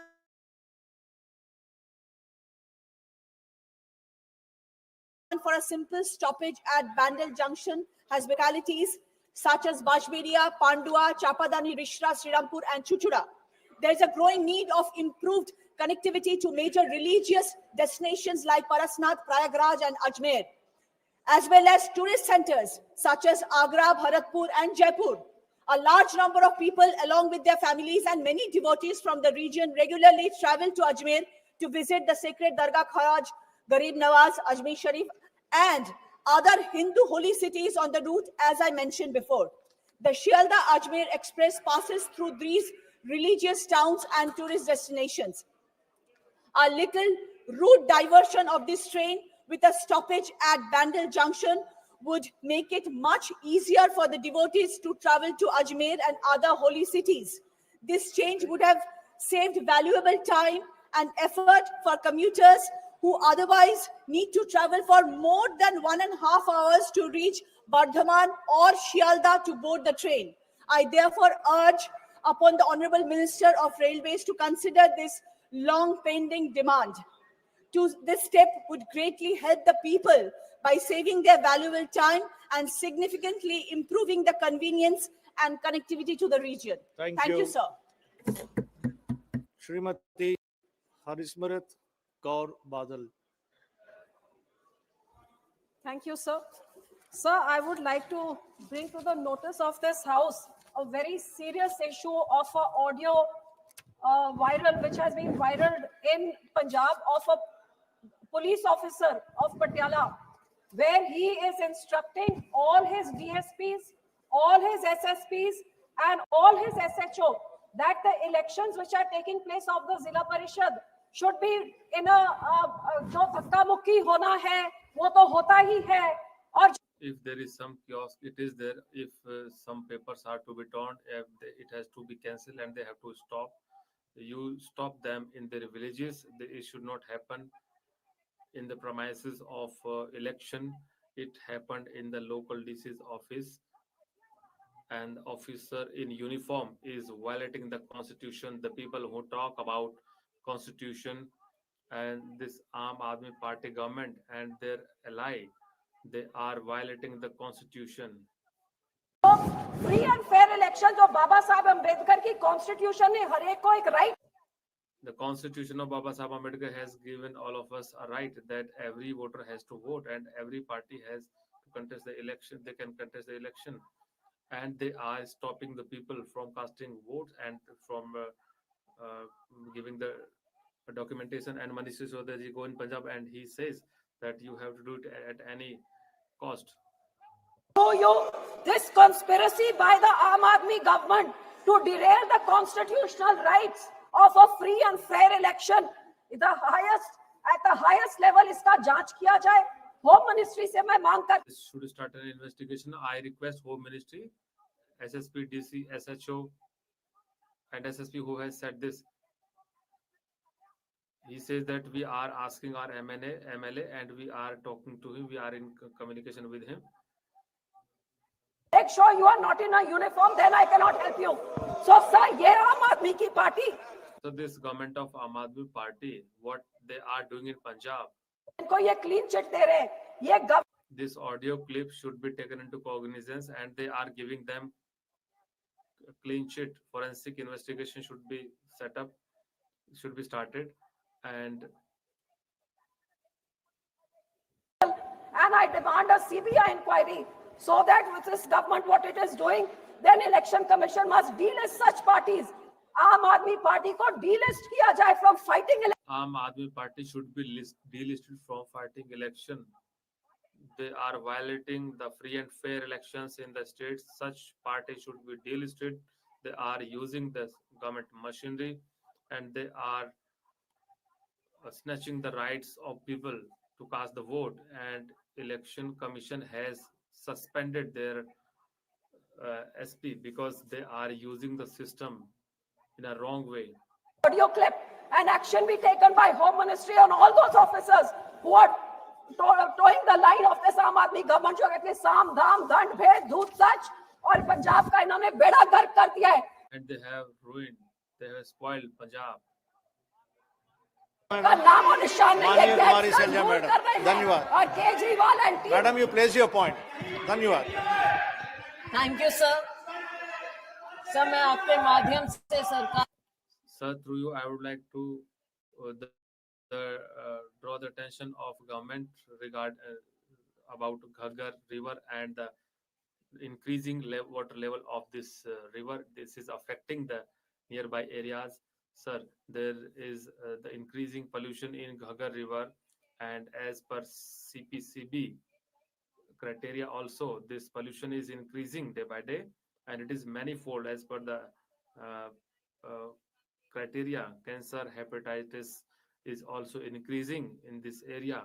Sir, the villages which are habitated on the banks of Ghaggar River, they are facing the difficulty due to many diseases. Uh, Sir, I write 20 approximately 20 letters to Honorable Prime Minister for financial assistance for these people. Sir, in Sirsa, Ghaggar river flows 169 kilometers, and so many diseases are increasing in this area. There are so many villages who are facing this problem. So this polluted water is not drinkable, and this cannot be used for irrigation purpose because the water of Bhakra canal has not been available for this area, and that is why the villagers has to be dependent on this polluted water. Sir, in surface water there are some uh, some dangerous substances, and that is why the cancer and other disease cases are increasing. There are so many government schemes which are confined up to the papers only, and maximum STPs are unfunctional or they are not working properly.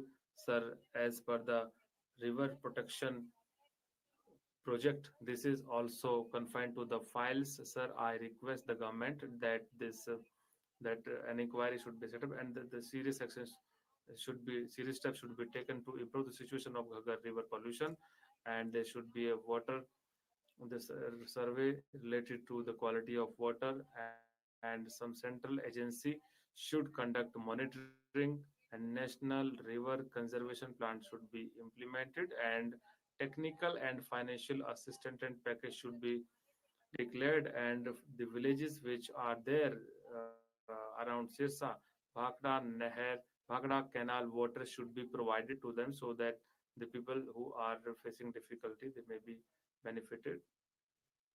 माननीय श्री अनुराग सिंह ठाकुर जी। धन्यवाद सभापति। Thank you, Chairperson, sir.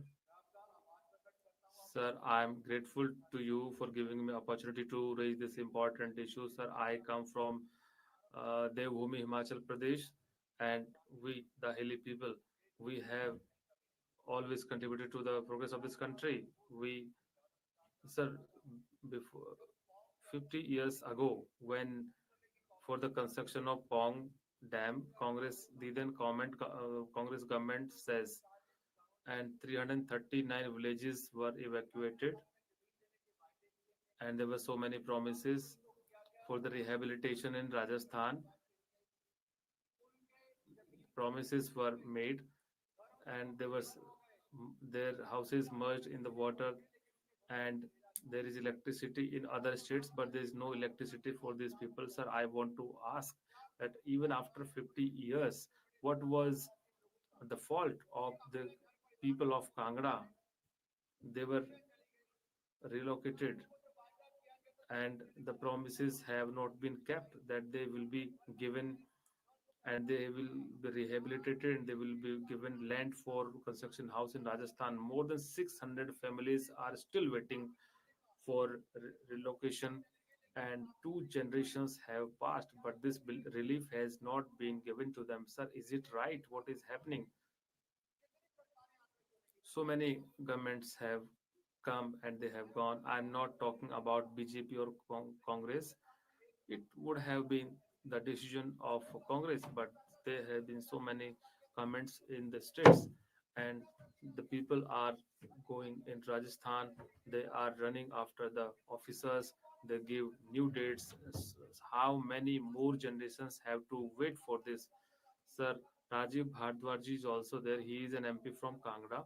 Sir, the question is that even Supreme Court has also intervened many times.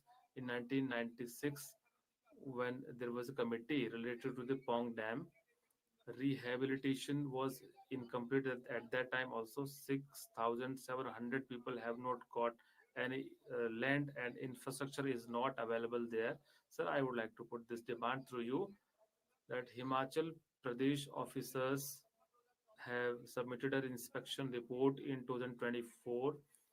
They talked about the implementation and pending allotment should be completed, infrastructure should be developed, and procedures should be streamlined. What steps are to be taken, sir? My demand is simply that water, Jal Shakti Ministry, Home Ministry should conduct an interministerial review, and Central High Power Committee should be set up. A joint task force should be set up so that the affected families may be allocated land, and this is their right which should be given to them. If this house thinks that these displaced people should be given their right, then I request all of you to associate with me. Then I place this demand through you, sir. Members, now I will take up the names of only those members whose names have not those who have not gotten an opportunity to speak this week. Please keep your points within a minute only so that everyone may get an opportunity to speak. माननीय Shri AB Akaijam ji.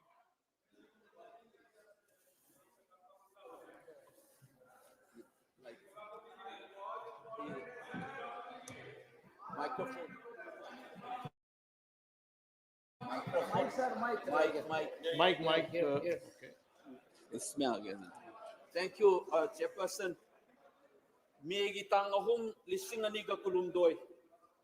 Dagi horki beirang dagi mayung may kay leibam chabum khang dana lanjen dana leiba mi lising kaya ma mayung hanjage haibada hanjan hana bohona bagi mahutta lengak na sarkar na tear gas caption na phu dana chai dana to bagi phibam mani puda lei masi makhoi bu hanjan haning deba misguided maroina kuki kangbu khrana su hanjan han ba yaroi haibadu gi mateng pangsan bagum thok le.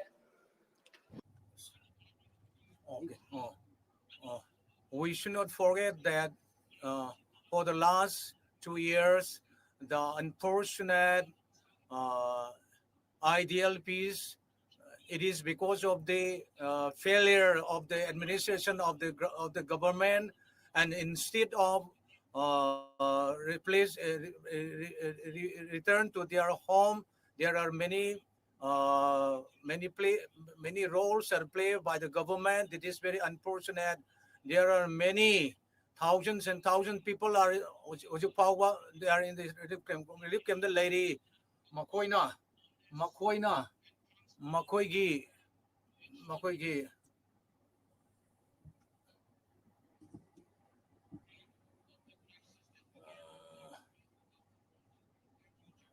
Thagat Shari, Chairperson Thagat Shari. Kai Kumna Jariba.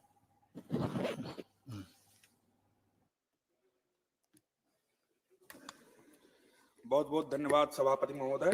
Thank you, Honorable Chairperson, sir. At the outset, I would like to express my gratitude to our Honorable Prime Minister, Shri Narendra Modi ji, and our Commerce Minister and the Chief Minister of Uttar Pradesh that the traditional art form of the stems of wheat, they have been given a national honor this year.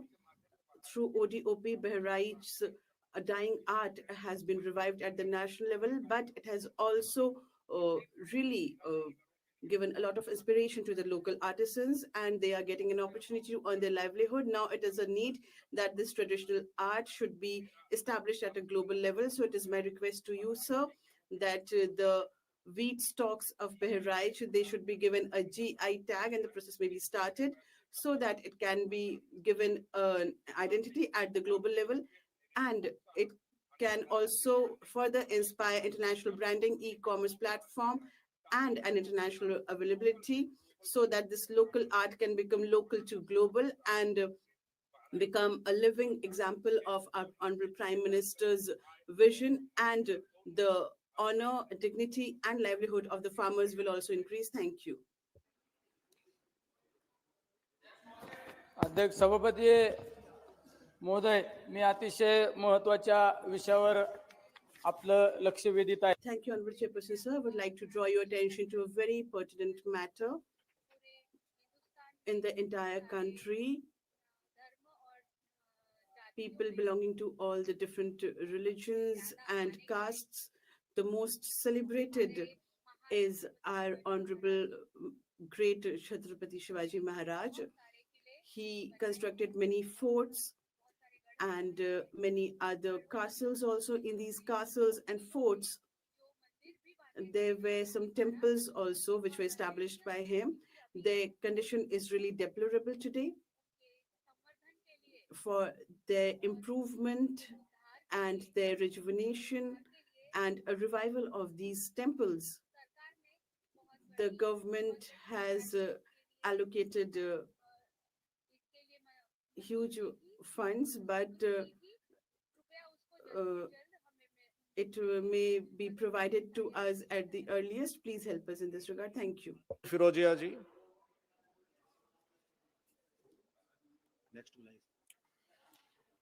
माननीय श्री दिलीप साइकिया जी. सभापति महोदय, जैसे कि सदन को Honorable Chairperson, sir, as the House is already aware that in the northeastern parts of the country, to establish peace and to bring in development at a great impetus under the able leadership of our Honorable Prime Minister Shri Narendra Modi ji and our Home Minister Shri Amit Shah ji,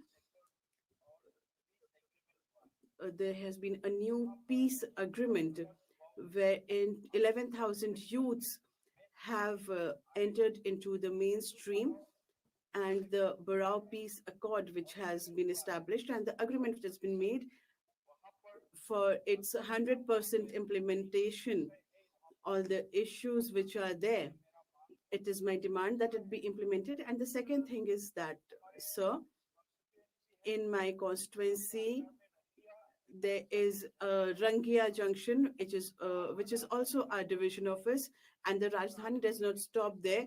If the Rajdhani Express, all such trains should be stopped there, and all those trains which were discontinued after the COVID pandemic and they do not have the stoppages, they should also be revived. This is my demand. Thank you.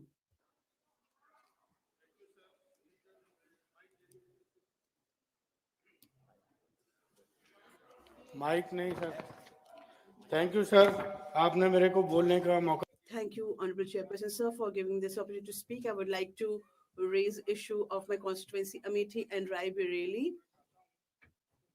because there is a train number which is 55143 Banaras Pratapgarh passenger train, which starts at 6 in the morning from Banaras and reaches ends at Pratapgarh at 9:15, and it stays there for 8 long hours. So it is my demand, sir, through the House, that this train may be extended till Rai Bareli, so that there are many such passenger trains which were stopped during the COVID pandemic. So if this train is extended, then the small local stations, they will benefit from this. Thank you. Jai Hind.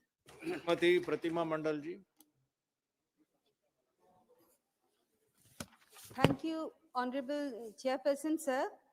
Sir, on behalf of All India Trinamool Congress and on behalf of my living God, the people of my constituency, I wish to raise the urgent issue of the central government's reduction and delayed release of funds under the Jal Jeevan Mission to West Bengal.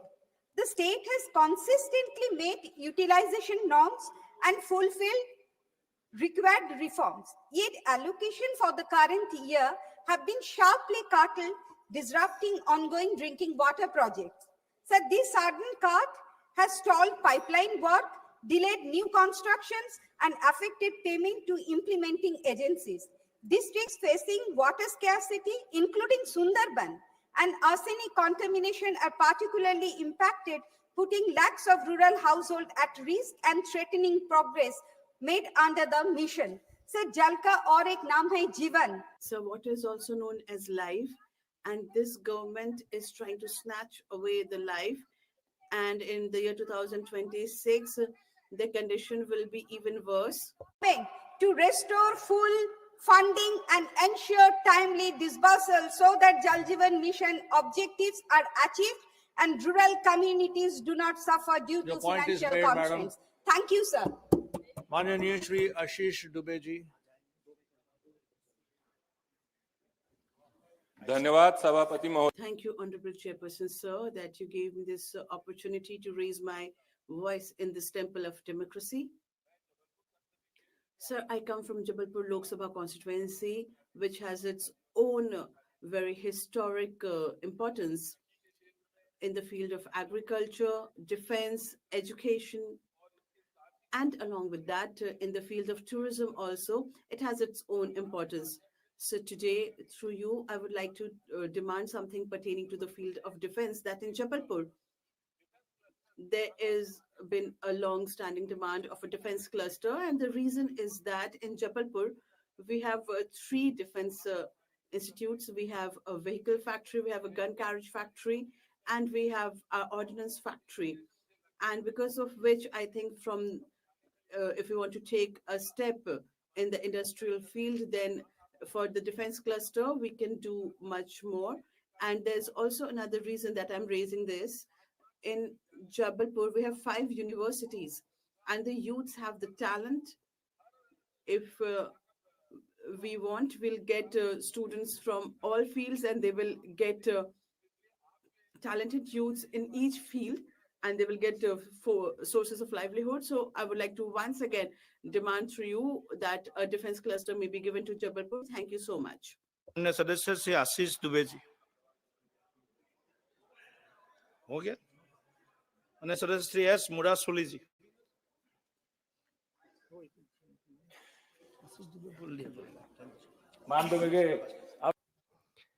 Honorable Chairman, sir, thank you. In Tamil Nadu, particularly in the Delta districts, this year during the Kuruvai season, paddy cultivation has been good. When compared to the 2024-25, this paddy procurement is 4.7 lakh metric ton to, it is increased to 14 point level of procurement during the period. The demands of the farmers request that the moisture content level should be increased from 17 to 22%. This is an important demand. Every year, this demand has been raised by the state government. The central government sends a team to the states, but the demand remains demand itself. And this moisture content should be increased from 17 to 22%. Honorable Chief Minister has also requested this. You should fulfill this demand. Thank you. Respected Chair, for allowing me to speak, sir. Sir, coconut is the backbone of Andhra Pradesh horticulture economy, with my state having the highest coconut productivity in India and contributing over 10% of our country's total coconut gross value output. At the center of this strength stands my district, B.R. Ambedkar, Konaseema, which alone produces 50% of Andhra Pradesh coconuts. In Konaseema, coconut is the cultural and economic lifeline and sustaining families, cottage industries, and traditional livelihoods. However, this vital coconut belt is now under severe distress. Konaseema's deltaic geographic high salinity and shifting groundwater tables have caused widespread osmotic stress, leaf drying, yellowing, premature frown fall, and weakened trees. During the drier months, salt water enters the coconut grooves due to the inadequate drainage, and since 2019, the grooves have remained Please under raise your sustained demands, saline stress. Raise your demands. I'm coming to it, sir. Just 1 minute. Sir, recently the NDA state government has sanctioned the balance revetment works worth 22 crores, but the prolonged delay has caused significant soil degradation. The land will require another 2 to 3 years to recover fertility, after which replanting must begin, resulting in substantial losses to the farmers. Sir, I request is that, sir, these can be really avoided if there was a local coconut development board in presence in Bihar Ambedkar Konaseema district. Because sir, what happens is if we have we prepare this in early detections, this kind of a board will help us to resolve these issues in earlier scenarios. So therefore, my request is that, sir, I request the you. Honorable Agriculture Minister to establish a dedicated coconut development board, regional office, or a state center in Dr. B.R. Ambedkar Konaseema district to enable Thank faster you. response to the Honorable member, coconut Shri farmers Dhaval issues. Patel ji. का खूब खूब धन्यवाद कि आपने मुझे Thank you, Honorable Chairperson, sir, that you gave me this opportunity to speak today. Sir, I come from Sadang Lok Sabha constituency of Gujarat, but in Valsad district, from Valsad to Amargam, Samipura Industrial Park is there, especially Gulao, Pandi, Vapi, Sarigam, Umargam. Such prominent GIDCs are there, which is a great place for development and employment, and they are contributing to India's growth. And because of it being a tribal area, there are many workers from Maharashtra also, and many workers coming from different parts of the country.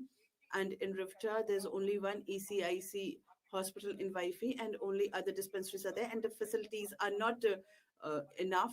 So I would like to request our Honorable Dr. Mansukh Mandavia that a 500-bedded hospital may be established in Vapi, an advanced state-of-the-art hospital, and along with that in Sarigampur, Umargam also, a similar ESIC hospital be constructed. This is my demand for you, sir. Thank you. Parineeti Shinde जी. मी महाराष्ट्रामध्ये नुकतीच झालेली जी अतिवृष्टी Thank you, Honorable Chairperson. Sir, I would like to talk about the rain in Maharashtra. In September, we saw inundations, and because of which the farmers were completely destroyed. All the crops were inundated, but the Maharashtra government, the help which was given is not sufficient. So we have not received any such funding from the central government because Maharashtra government has not sent any proposal to the central government. And yesterday only Ministry of Home Affairs has confirmed that the Maharashtra government has sent no such proposal or request till date, because of which the farmers in Osmanabad and Solapur in Maharashtra, they are being meted out injustice, and the Maharashtra government, the farmers provide us with food, and they are the basis of our country, and their loans should be waived off, their children should be provided proper education, and the Maharashtra government is only interested in winning the election, and KYC is being done, and our farmers should be given help at the earliest from the central government. Thank you. Thank you, Honorable Chairperson, sir.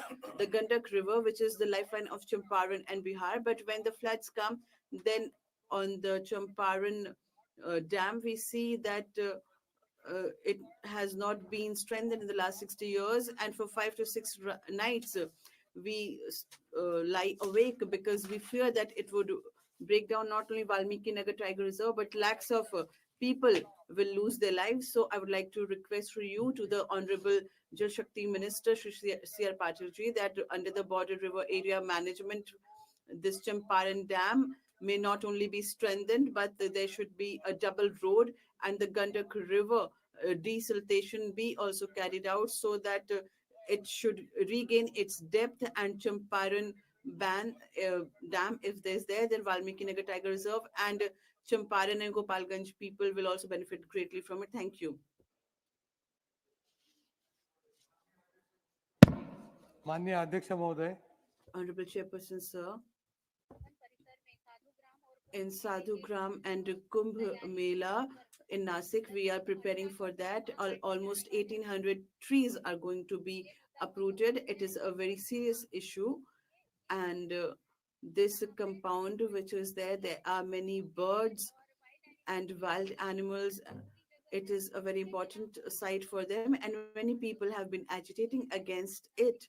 In Nasik, there are other spots which can be made available for the Kumbh Mela. But despite that, this green belt is being selected for the Kumbh Mela, and the trees are being cut down. So this process is being carried on at such a rapid pace, because of which the environment will suffer there. And I would like to request the central government through you, sir, that this scheme be stopped at the earliest, and in we should help in conserving our environment. Thank you, sir. Ramji धन्यवाद अध्यक्ष महोदय Thank you, Honorable Chairperson, sir. My Lok Sabha constituency of Rajasthan in Shirur district in Malpur aerodrome be developed into an airport. This is my request. Abu Road is the biggest industrial area, and from Abu Road we have Rajasthan's main tourist spot of Mount Abu, and Gujarat's famous Ambaji Dham, and the biggest Brahma Kumari University and Jain religion's most famous Dilwara temples are also there. That is why we find a huge footfall of tourists from coming to Abu Road by bus and train, and the time is wasted. If this has been established in if it is converted into an airport and it is covered under the Uran scheme, 100 crore rupees have been allocated. But the Manpur airstrip, if it is converted into an airport, there is availability of land. And not only that, Brahma Kumari Institute, Mount Abu Tourism Board, and they have been asking for a very long time to convert the Manpur airstrip into an airport. And sir, I would like to request you through you, sir, that the Manpur airstrip may be converted into an airport, and necessary steps may be taken at the earliest. Thank you. Shekhar ji धन्यवाद सभापति जी। भारत सरकार through a gadget named number 39, right to free education was enacted, and it was enacted under Act number 3, and it was basic eligibility for the appointment of teachers were also decided under this. Teachers to be appointed for teaching from class 1 to 8 were decided, and then it was decided that these teachers who are to be appointed are to be free from the mandatory passing of TET. And under section 2, it was amended that the untrained teachers would pass through this TET exam, but then there was a ambiguous order was passed, and these teachers were also forced to take up this exam. And under a new order given by High Court, please name yourself, and there are confusing orders regarding TET. So 5th August to 2025 before this, and there is another date after that. It is mandated that those teachers are not bound to pass the test. So teachers should be not allowed to take, means should not be forced to take this test. There are more than 2 lakh teachers. Sir, please 10 seconds, only 10 seconds, only 10 seconds. You have made your demand. Their rights should be protected, and they craft the future of the country. Their interest should be taken care of. Thank you. Thank you. মই बर' भाषात खौ बिसारिछु गोदानै मोनद' हारिखौ ST मोनथाय होनो नागिरनाय Today, the 6 heterogeneous communities is going to be categorized in STs. Today in Assam, and the 6 categories of the castes are going to be recognized in the ST status. And for this purpose, various universities and colleges students were protesting in this regard. And that's why the Assam has been blasting in this regard. And 2019, and in the Assam Assembly, the numbers of this hard situation has been going on. The already existing STs are denied these rights, and along with this, all the concerned organizations are threatened. These six races also can fulfill their. Just a minute, sir. And the situation will be worsened if it goes on that way. And I'm also a member from the ST category, and I would like to request the Tribal Affairs Ministry that without affecting the rights and privileges by the existing communities, this problem should be amicably solved. Patel ji.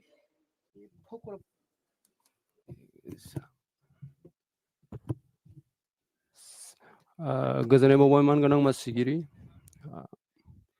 आङो मन्दैगोरिनि carbon बियाबनिफ्राय नुजाफैनाय आङो मोनसे गोनांथार आयदा लानानै फैदों बे आंनि बियाबनिफ्रायहाय rail line बेयावहाय गैया बेनि थाखायनो आङो मानगोनां रेल मन्थ्रिखौहाय बेयावहाय बुंनो खावलायो आङो सार्भे जुरिब खालामनो थाखायहाय बेयावहाय गोजोननाय बावो आरो बेनि थाखायनो बेखौहाय नोजोर होनो थाखायहाय जेरै बिलासपुर खारगन खन्डवा आरो ब्रडगेज रेल लाइननि थाखायहाय गोनां आङो बेखौहाय गनायथि बियो 2010निफ्रायहाय माखासे मावफुंनाय जादोंमोन आरो FLS खौहाय दासिमबो खालामनाय जादों आरो 2 फिटनि थाखायहाय जुरिब खालामनायनि थांखिखौ लादों बियोहाय सा आरो सोनाबनि ओनसोल खारगला खान्डला आलिराजपुर जिल्लाजों फोनांजाबनायनि थाखायहाय जौगानायनि मोनसेहाय गोनांथार आगान होगोन बे जरिबावहाय माखासे दै लामा हाजोफोर दङ आरो दै शामिल है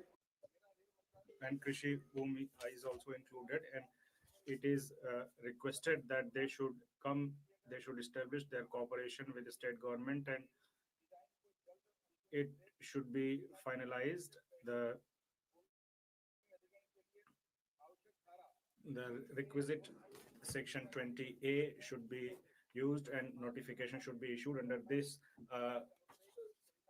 enactment, and I request the government that government should enact this scheme rapidly. I request Kan Nishad ji.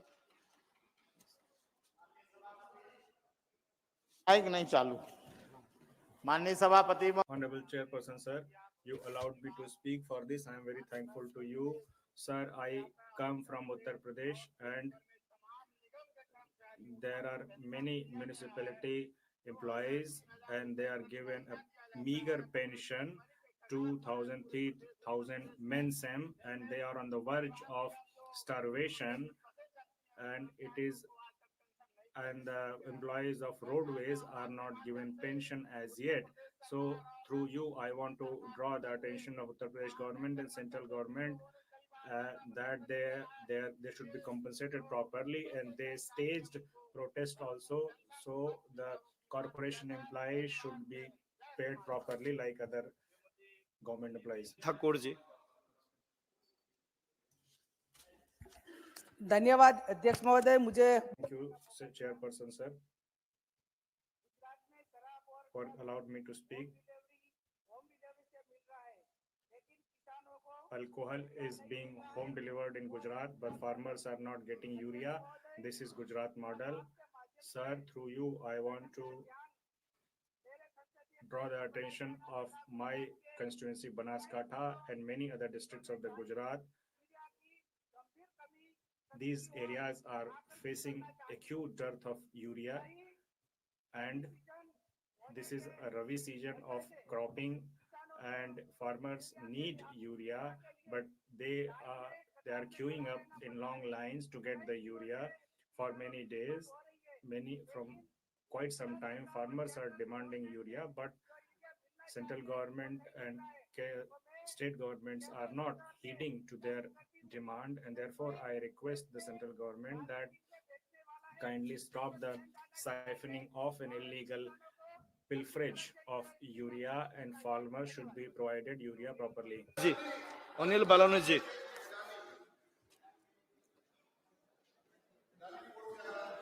धन्यवाद. Thank you, Speaker sir, Chairperson sir.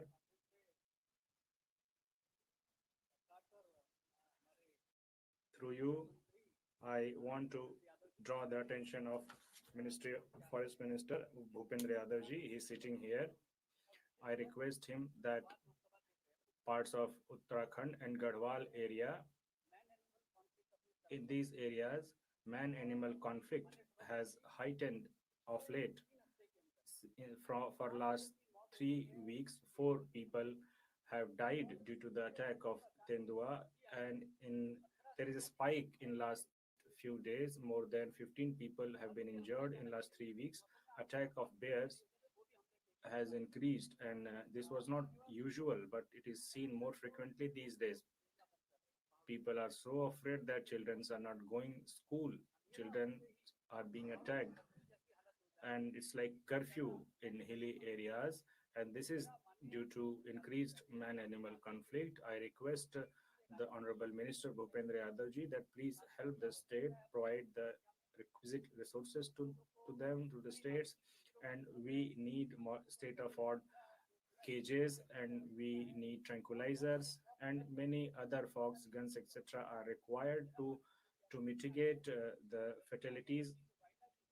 I request that WIA has a wildlife institute, and a team should be sent to Uttarakhand to study this phenomena of recent spike, and state government should be equipped with necessities they need to contain it. Those people who have lost their kith and kins should be properly compensated from state government and central government. This is my demand. Thank you for allowing me to speak.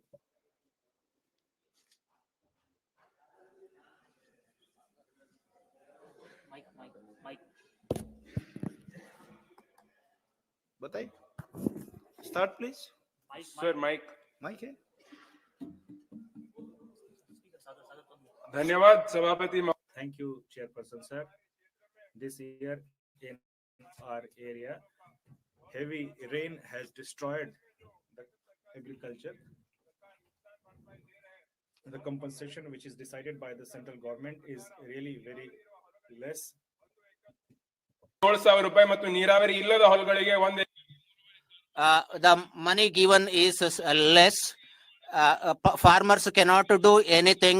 We are demanding central government ದಯವಿಟ್ಟು compensation has to be given to the people, along with special package has to be given to farmers who have suffered due to heavy rain.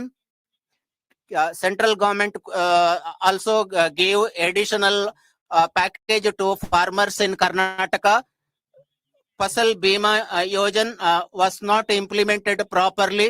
It has not been received by the farmers of Karnataka. On time, the Fasal Bima Yojana scheme has to be sent to the accounts of farmers. Thank you.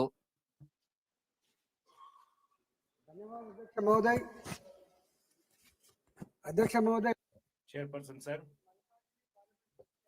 I hail from Malkagiri Parliamentary Constituency.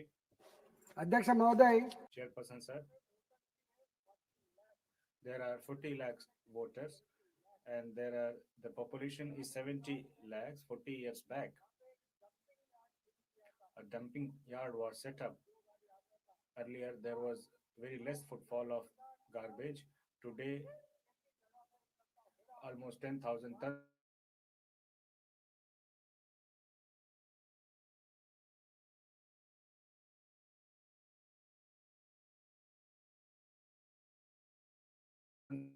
of wastage is, so it is harming severely the health of the nearby population, and there is a judgment by Madras Tribunal in 2017. It was ordered that it should be shifted from one place to another place, because 1.5 crore population of Hyderabad is suffering from this garbage dump.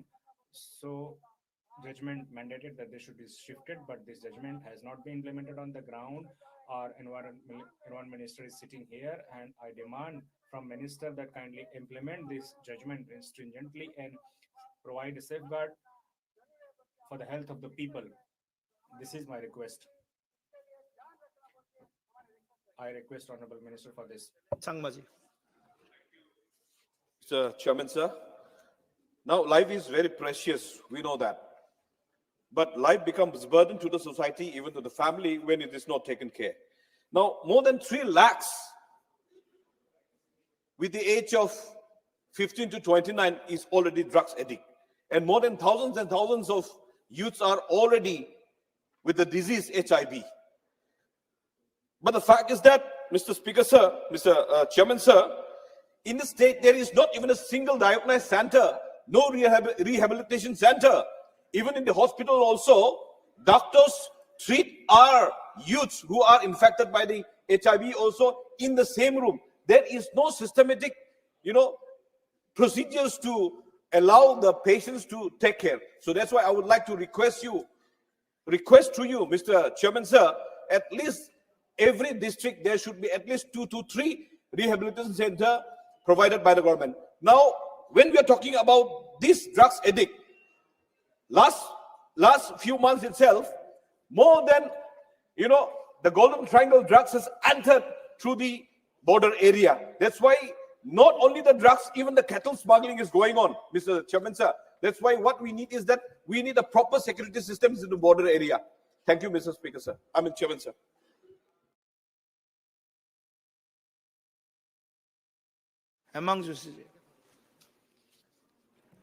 धन्यवाद. Thank you, Chairperson, sir. First of all,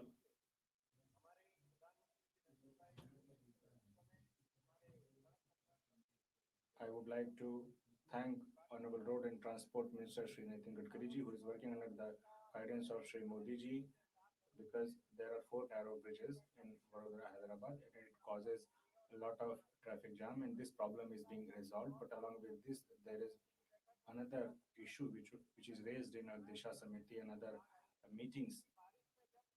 That is that whenever there is water clogging or there is a need of repair on bridges and it causes traffic snarls for more than 4 or 5 hours, then there should be rapid action. But there is no team from National Highway, and when we inspected this, then we found that we have a office of National Highway, and it is located in Rajpipla, and there it is far from Vadodara, and they cannot reach to Vadodara when required. And Vadodara Public Administration and Police Administration, they try to manage the situation, so it becomes difficult for them to manage it quickly. So I request that this regional office of National Highway should be shifted to Vadodara. Then only they would be able to respond quickly, and it would improve the situation on National Highways, Vadodara. Thank you. Aga Syed Mehndi ji. Shukriya, Mr. Chair. Thank you, Chairperson, sir.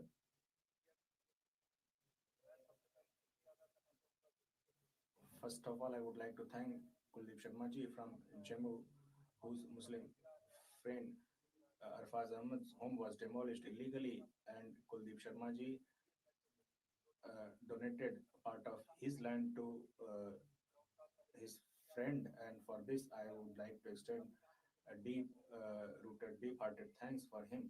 He proved that whose home was demolished,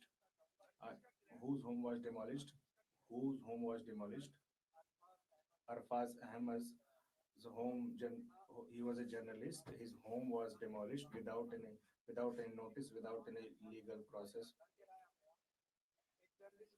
And journalist home. One minute. I just want to ask question that which procedure this was demolished? Why? Is there any competition between Uttar Pradesh CM and Kashmir Lieutenant Governor that how many Muslim houses would be demolished? Is there any competition going on?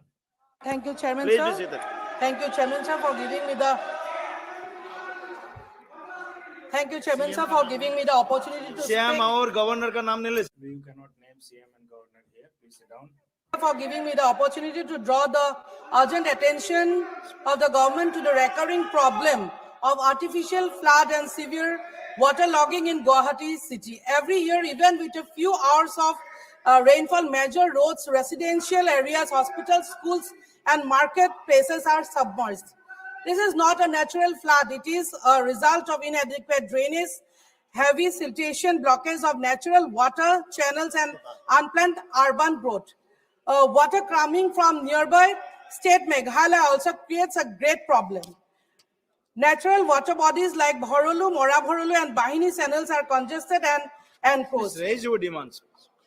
Our state government, under the leadership of CM Dr. Himanta Biswa Sarma, has done several interventions to solve this problem, and my special thanks to the central government for sanctioning rupees 200 crore to develop the drainage system. Okay. Hope people of Guwahati will get relief from the flood. I urge the central government for major specific assistance for comprehensive scientific and long-term flood and drainage management for plan for Guwahati city. Thank you, Thank sir. you.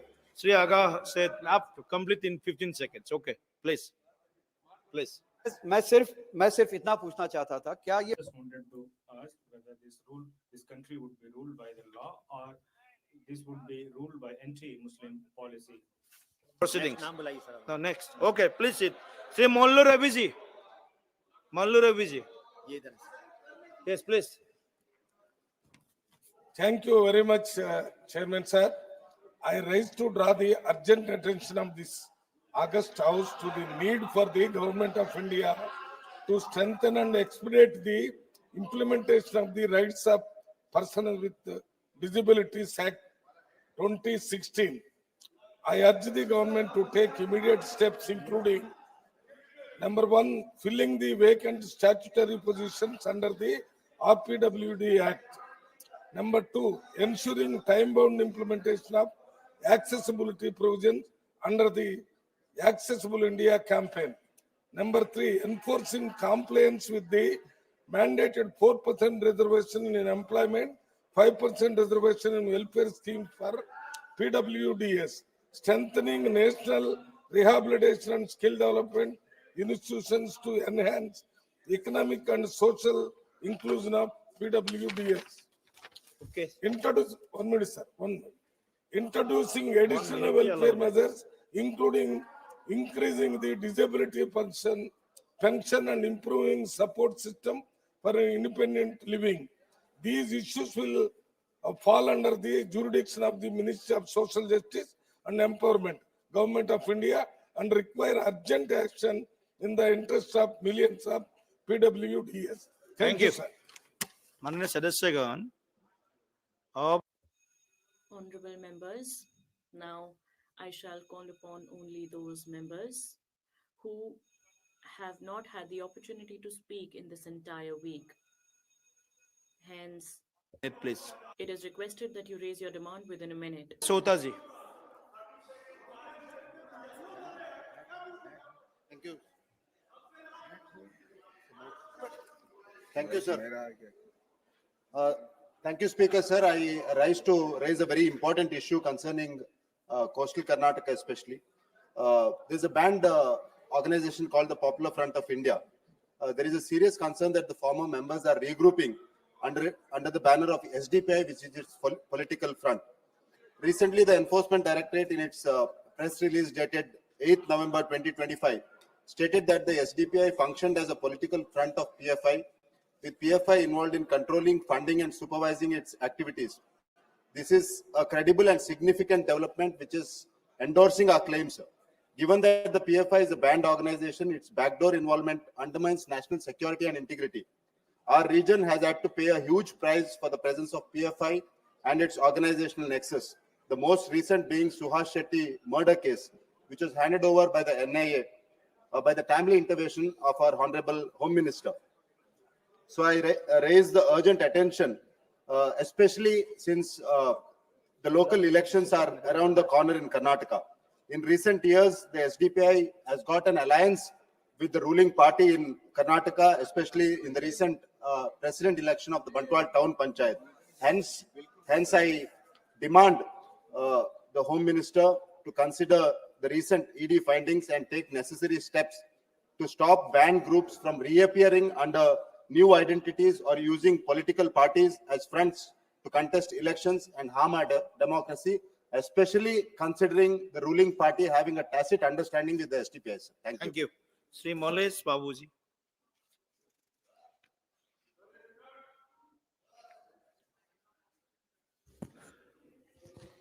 Thank you, Speaker, sir.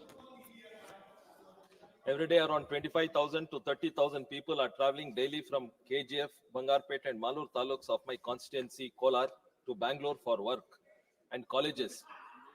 The trains which are serving these people are running with 12 bogies, which are very crowded, and passengers cannot travel comfortably even in standing position. This problem is raised to the concerned officials at Bangalore, and no action has been taken. I request the minister to increase the number of bogies to 18 to serve the daily commuters a hassle-free journey. One more issue is Kolar, the district headquarters of my constituency, is not connected to Bangalore by a direct rail line. People have to travel to Bangarpet and catch a connecting train to Bangalore, which is time-consuming and hectic. In this regard, a project was sanctioned and survey was done in 2012 for laying a new railway line from Kolar to Whitefield Junction via Narsapur and Hoskote, a stretch of 52.9 kilometers. I urge the ministry to expedite the immediate implementation of the approval project, which is pending from the past 13 years. Thank you, sir. माननीय Shrimati Smita उध्यबाद.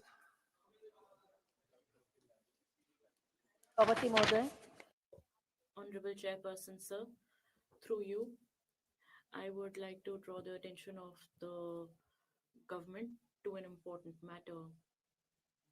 In Jalgaon, according to 2011, there are many such villages where the SC/ST population is more than 50%.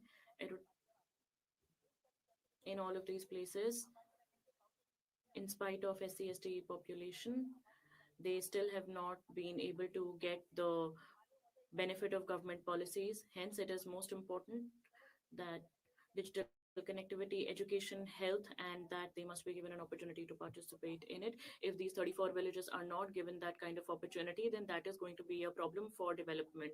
So it will put an obstacle to their development. So this is my request to the Honorable Government that these 34 tribal communities are taken into these kind of national policies. This will be a huge step for the SC/ST community and our brothers and sisters of that community. Thank you, sir. Madam, माननीय Shri Manoj Kumar ji. Honorable Member Shri Manoj Kumar ji. Thank you, Honorable Chairperson, sir.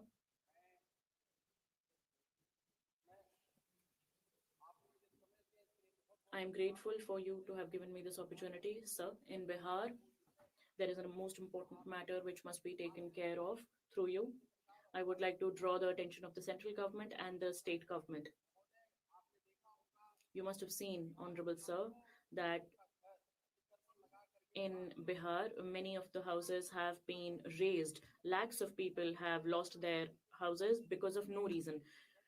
Primarily, there are people from the scheduled caste, scheduled tribes, other backward classic, and some minorities as well, along with some poverty-stricken people.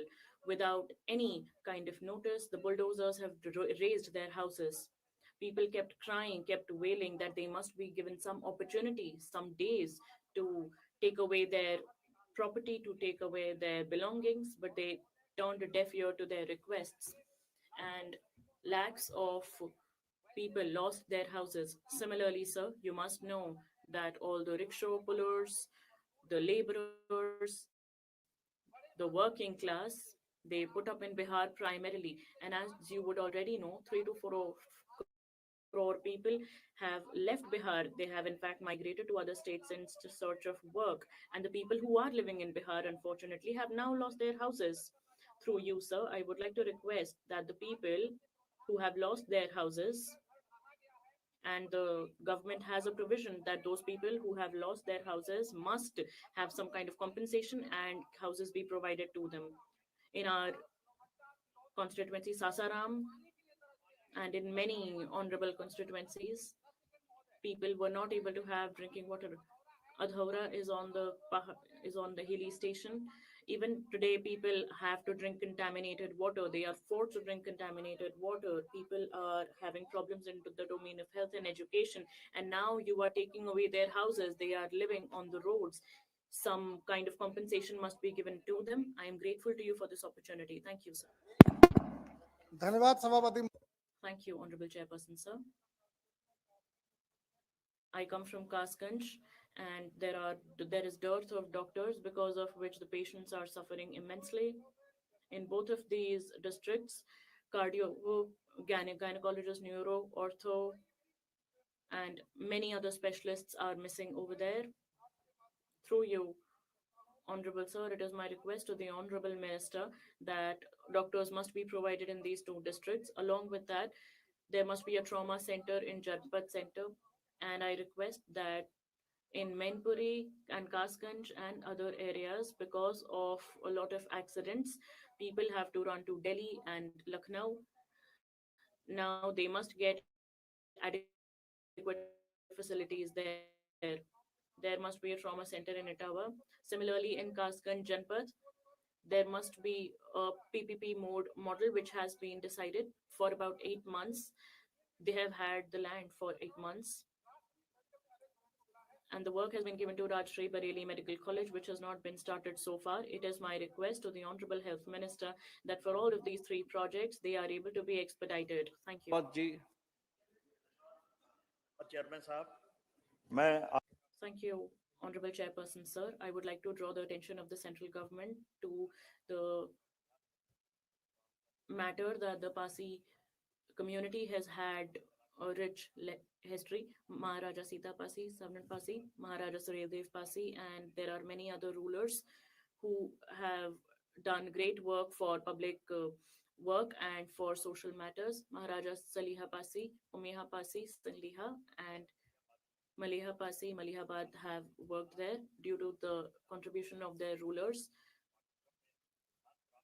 They have not got any place in curriculum. It is my request to the government that the Pasi community and their kings and their conquerors must find their reference in the curriculum as well, so that their rich culture and that their history is actually reaching the youth in every way. Thank you. Kalipada शरण श्री कालीपद माननीय श्री कालीपद शरण Honorable Member Shri Kalipat Saran, kindly sit.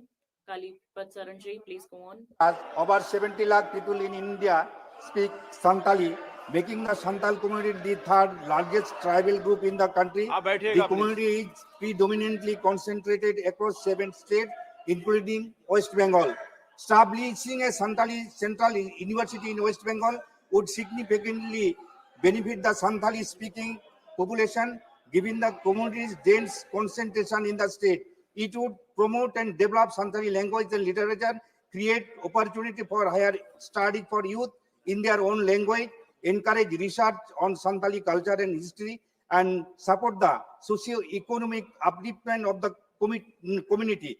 This step would not only honor the legacy of the Santhal community, but also reinforce India's commitment to celebrating its linguistic and cultural diversity.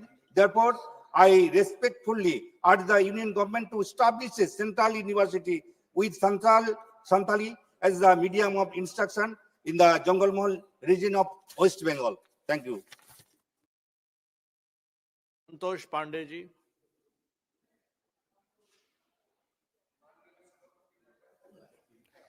माननीय सभापति Honorable Chairperson, sir, in very important matters, I would like to put forth to the country's notice. You have given me this opportunity and I'm grateful to you, sir. Adi Sankaracharya ji was asked by his pupils as to who is the actual deaf and mute person. There he was answered it with one Sanskrit word. Mudarast Kova Uttar, the answer is the one who does not hear at time and the one who does not speak when he needs to speak is the actual deaf and mute person. So from Chhattisgarh, from Sarguja to Bastar, from the side of entire Chhattisgarh. I raised the question to Honorable Prime Minister Shri Narendra Modi ji and Honorable Home Minister Shri Amit Shah ji, and I'm grateful to them that for the matter of internal security,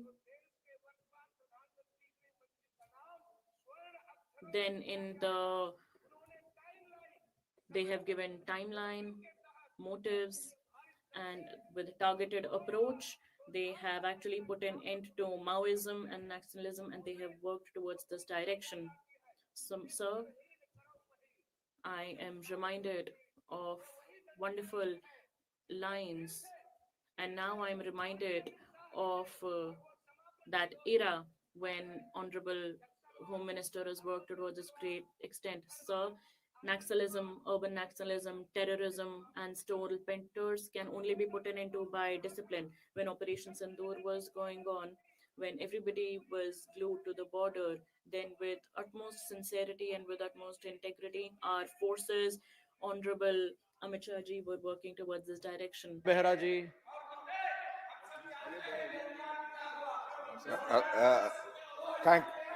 Thank you, Speaker sir. नहीं, आप अपनी बात Sir, please go on. जी आप बोल Ravidev Narayan Behra ji may kindly go on. Sir. Thank you, Chairman sir, for giving me this opportunity to put my view in 0 hour.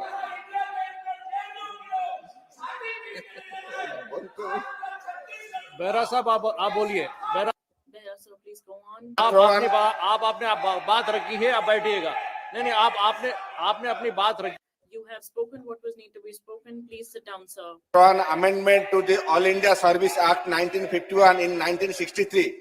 Inter alia establishment the Indian service engineers like irrigation, power, buildings and roads, and the Indian Medical and Health Service as All India Service AIS to be effective upon the notification by central government. These notifications are pending since last 60 years.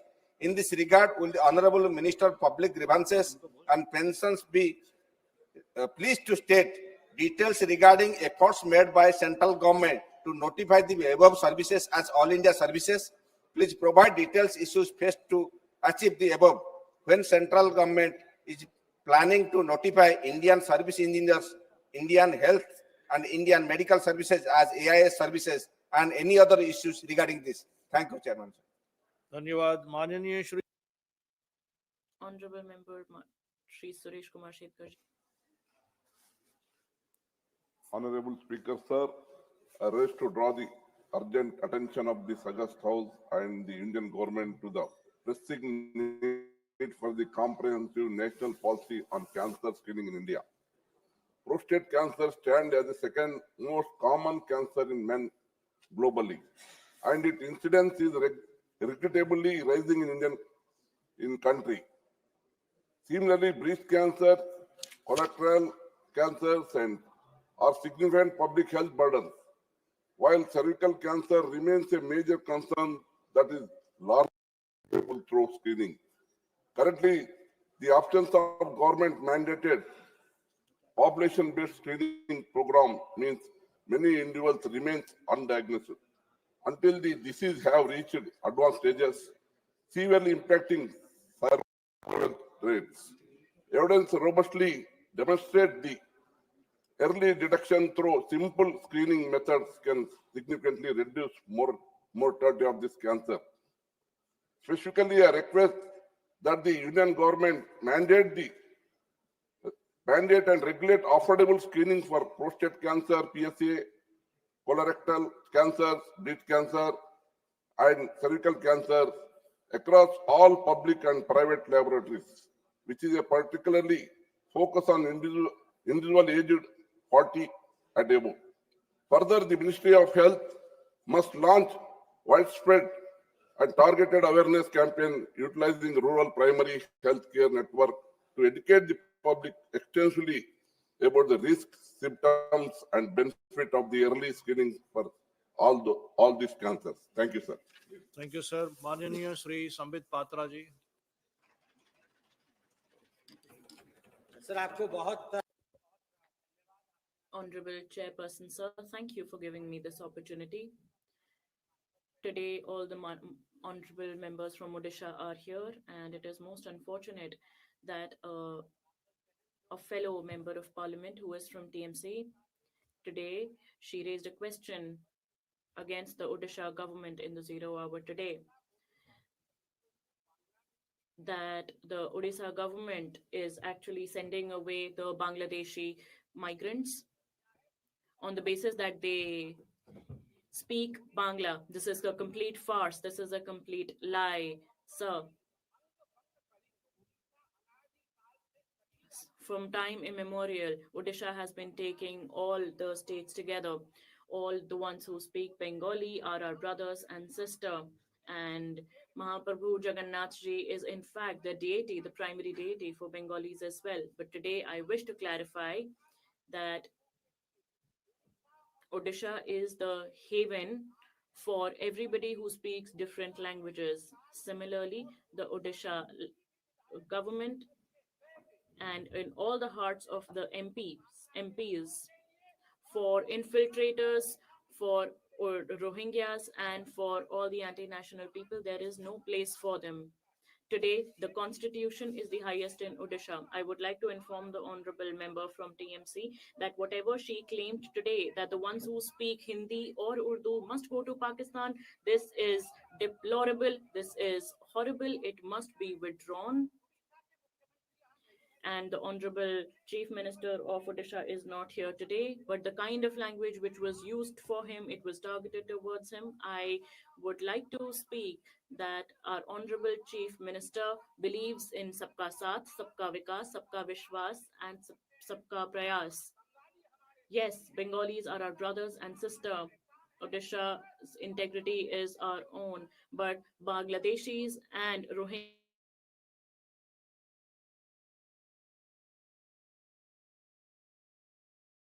talked about, we will check our records and we will take our action accordingly. Aditya Yadav ji. धन्यवाद अध्यक्ष महोदय. Thank you, Honorable Chairperson, sir. I would like to talk about my constituency, Badaयूं, and I would like to draw the attention of the government on Badaयूं and Dataganj channel. We have been talking about a railway overbridge and its construction, where a group of farmers is attached with the sugarcane farming, and they have only one way of traveling from Dataganj to Badaयूं, and there's a barricade there where the government has passed an underpass, but the farming of sugarcane, and during that period they face a lot of problems. And through you, I would like to request the government that the underpass that has been approved, its construction has not been started yet.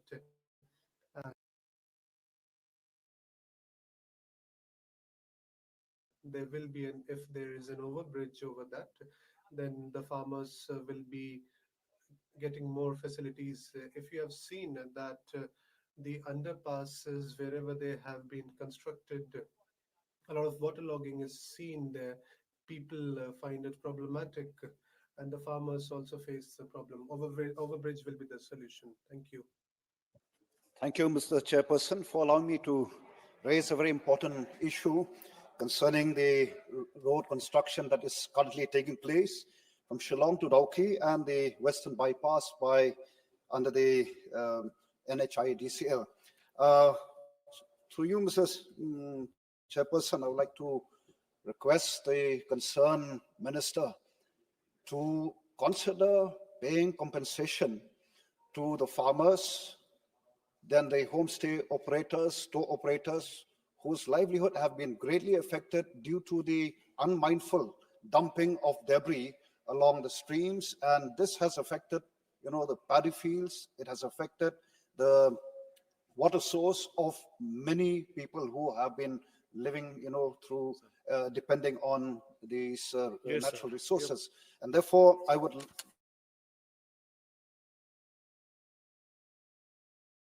the minister to consider some kind of compensation to these people.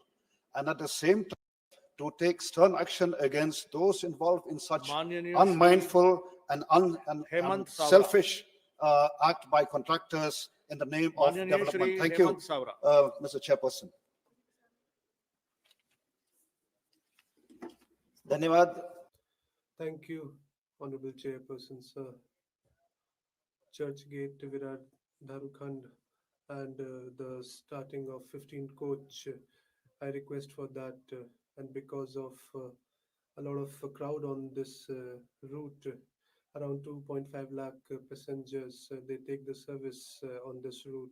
Honorable Sir, I demand that from Dhanu Road, a 15 coach service should be started and 15 high capacity local train, and a scheme has been prepared for that, and its conduction should be started as soon as possible. And from Dhanu Road to Churchgate at 4 a.m. in the morning is required.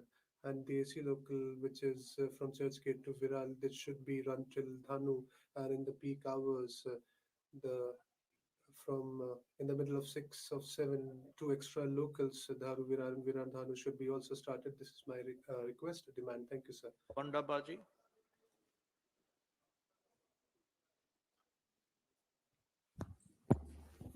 Thank you, Sabapati ji.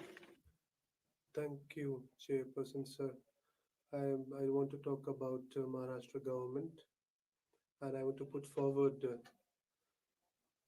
the problems. It is about the universities related with the fishery and animal husbandry and milk.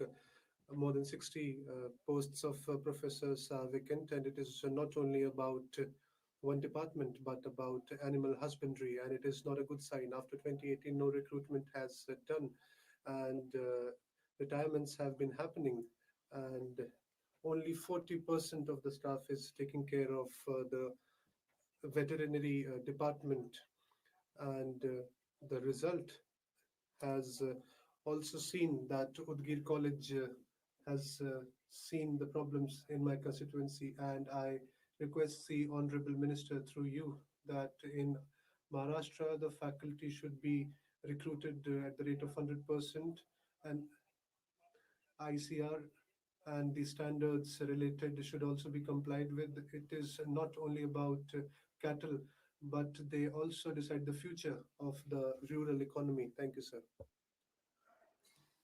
Shukriya, Honorable Sir. Sir, Thank you, Chairperson, sir.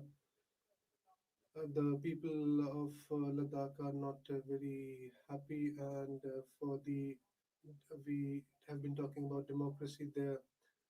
And on 26 September, the thing that was seen there, it was because of it has happened for the first time in the history of Ladakh, and we have to make a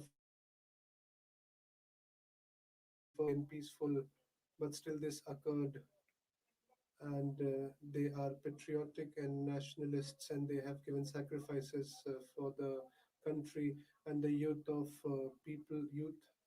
Ladakh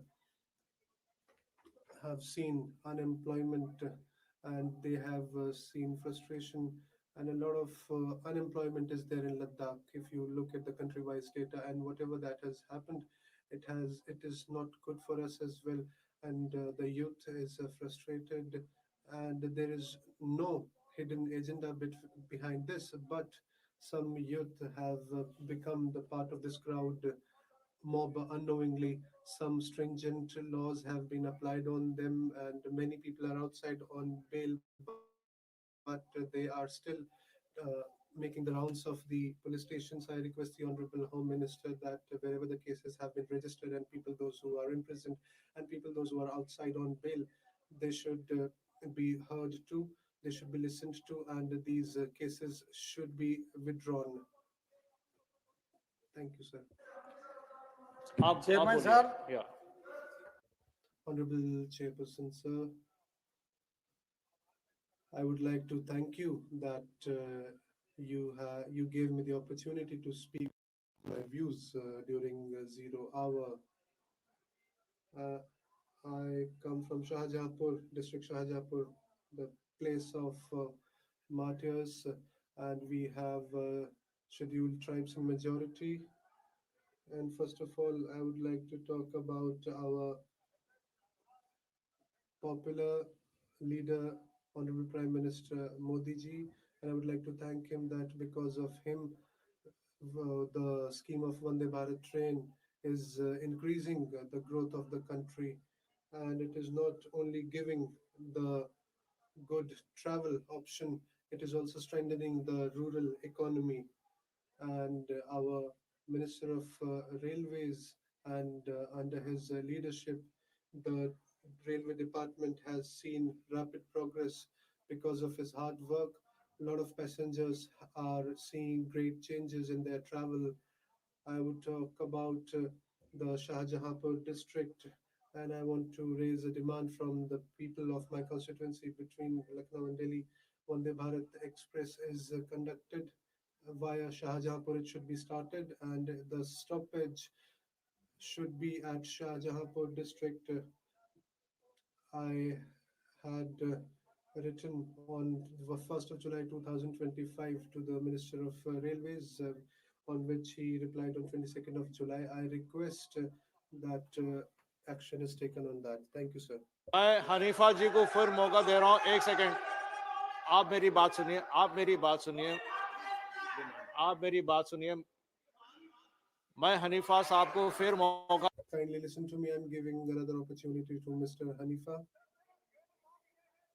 Sir, I demand that youth who is in the jail and the cases that have been lodged, they should be withdrawn. For young people have lost their lives, and they were from the downtrodden society, and their families are really sad. You have talked about it. Thank you. धन्यवाद माननीय अध्यक्ष महोदय। Thank you, Honorable Chairperson, sir. Today in this house, I would like to talk about the future of lakhs of teachers and the quality of education that is being imparted to the students. And this is a matter of great importance. In our country, a lot of teachers are recruited, and through the legal requirements, and there was no problem with no irregularity was seen with the recruitment process, and they have been working for many years with full integrity, but their jobs are under scrutiny and danger because of the use of means. Sir, when they were selected, recruited, TAT was not, and if they have to keep on their jobs, they have to clear the exam of TET, which is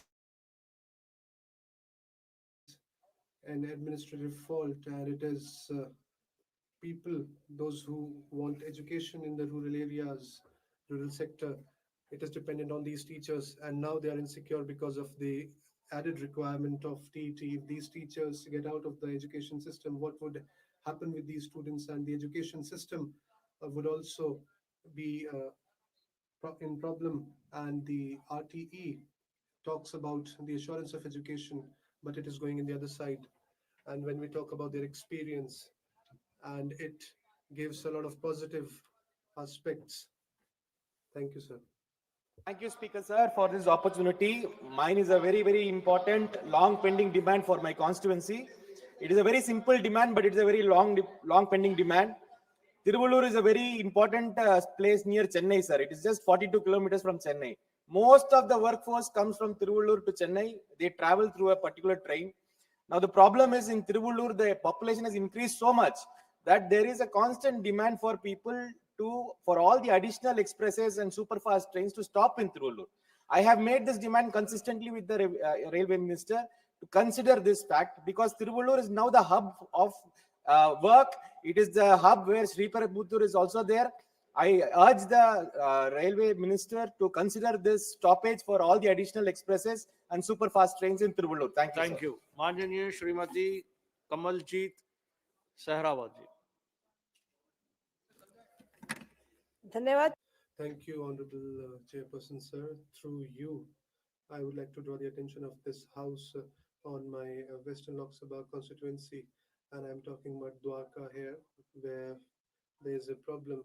At this time, Dwarka is a place where we have Yashu Bhumi Airport and the roads, UER, Dwarka Expressway, we have such roads. And it envisions the vision of PM Modi ji. And the traffic snarls that we face has become a big challenge. Lakhs of people travel through these roads, but the massive traffics that we see, a lot of people miss their flights because Yashobhumi is nearby, Palam Airport is nearby, and due to VIP routes, the massive traffic jam has become a big problem through you, Ministry of Urban Affairs, and I request Ministry of Road and Transport that they form a joint committee with the government of Delhi so that they can technically assess the problem of Dwarka and they they can make flyover under bridge and extension road. Thank you for giving me the time. Thank you, sir. हमको bill See, we have to table the bill as well. So I request all the members, sir, I would like to draw your attention on Kiri district till Nanpara. There's a small railway line. People are confused and they are worried that this rail line will be closed. And I request for the traders, farmers, and students, this rail line should not be closed. And instead, we must have a bigger rail line and it should be connected with the Delhi and other big cities. And via Lakhimpur Gola till Delhi, we should have a train. Thank you, sir. Rai ji, Viu Prasad ji. Thank you, Speaker, sir.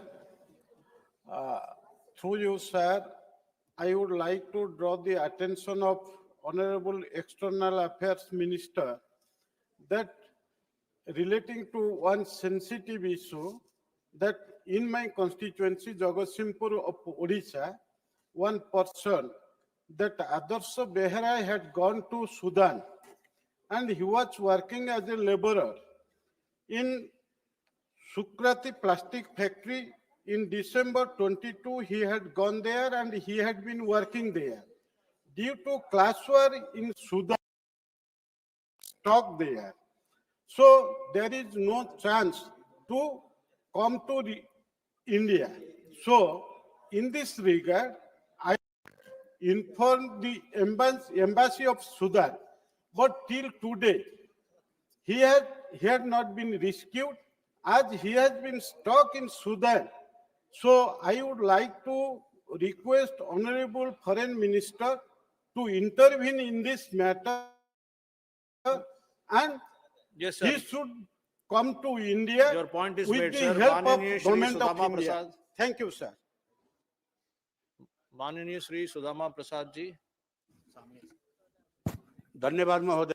Thank you, Honorable Chairperson, sir. In our district in Bhojpur, on the banks of Son River, and not only in our state but in Bihar as well, the livelihood and the people have been affected because different malpractices and the water has also depleted and the laborers, those who have been working and for increasing their labor, they protested, but per truck it should be 500 rupees. Sir, the demand is that the cases have been lodged and their demands have been not heard, and these cases have not have 22 people have cases, and their money should also be increased, and the fund that gets the money and it should be spent on the development. Thank you, sir. चलिए बहुत बहुत धन्यवाद. Thank you, Honorable Chairperson, sir.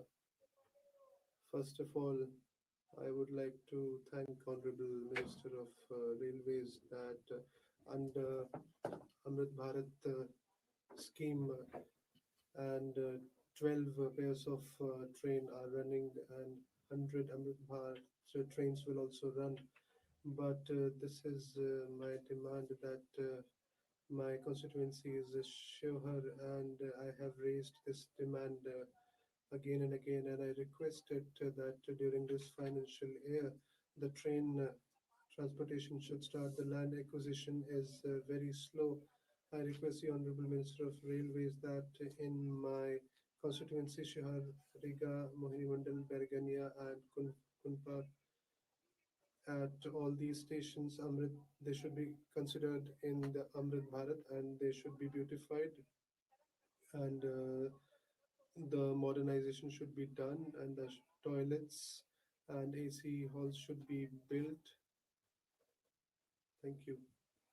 Mic sir हाँ बहुत बहुत शुक्रिया sir Thank you, Honorable Chairperson, sir.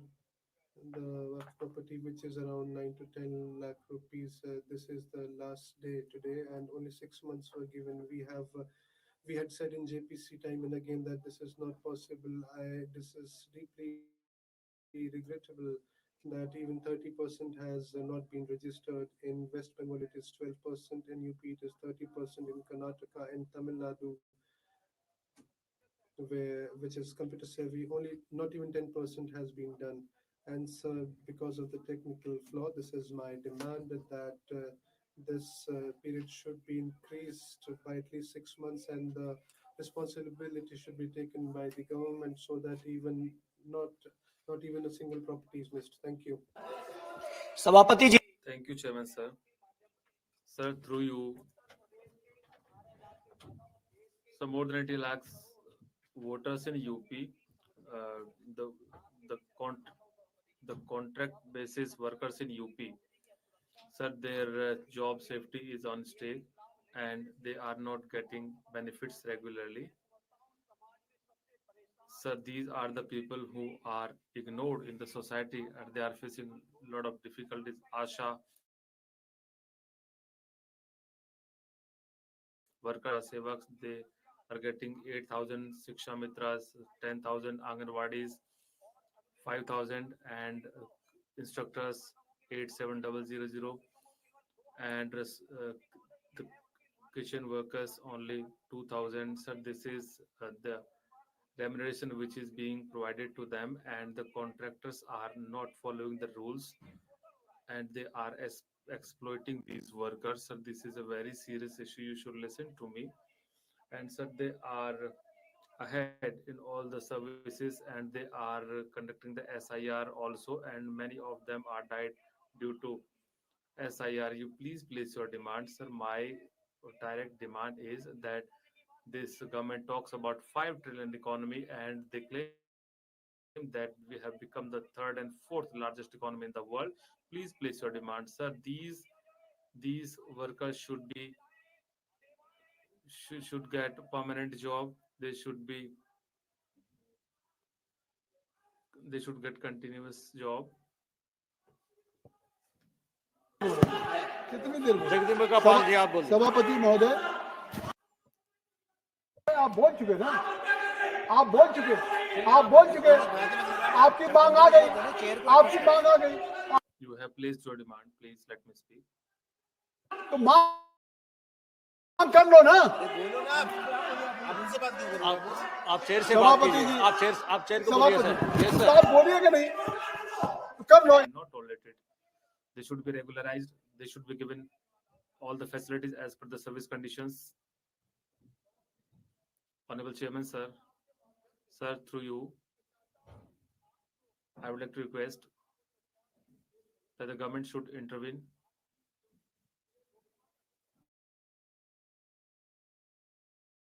Because there is Monday to Friday, this is a session of parliament and all members are there in the house. And Saturday, Sunday, there are so many programs in the constituency of honorable members. Tomorrow there is a Divyang Shivir in my area. Someone has to go to Bangalore, Chennai, and 400 individual flights have been cancelled. I had a flight at 7 in the evening. Now it has been cancelled. If DGCA has imposed some other provisions, then who will be accountable for such delays? If we are 5 minutes late, airlines don't wait for us. But today, DGCA has given some instruction to them. If there is some monitoring system and Indigo is not following these rules, who will take this responsibility? More than 400 flights have been cancelled. How can we commute to our constituencies? This is very difficult. And how can we return on Monday? This situation should be improved, sir. So I demand the government to intervene in this matter, and DGCA should take some strict action in this regard.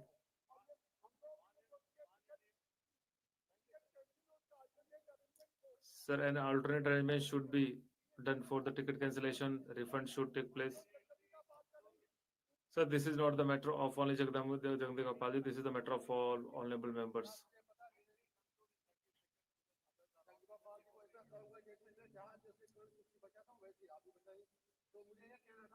Sir, I wanted to say, sir, I want to say that in Jammu Kashmir, thousands truck drivers and villagers, they are working in minings. There are drains, rivers, school drains, but this is very disappointed to state that they have been outsourced, and they say that the file is with LG, sir. I request the central government to intervene. There is no government job in my areas, and thousands of the people have irregular jobs on drains and rivers. The preference should be given to the local people. Outsourcing should be stopped so that the educated, unemployed people who are working in the drains and river, they should get jobs.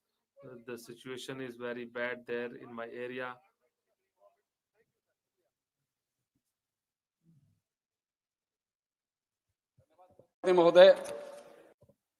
Thank you, Chairman, sir. Sir, I would like to raise here a very important issue. And through you, I would like to convey this message to Honorable Health Minister of India, that in my constituency, Maharajganj, Bihar, 2 NH national highways pass from here, 331 and 531, and the width, length, and everything is very good on these NHs, and there are accidents on this road.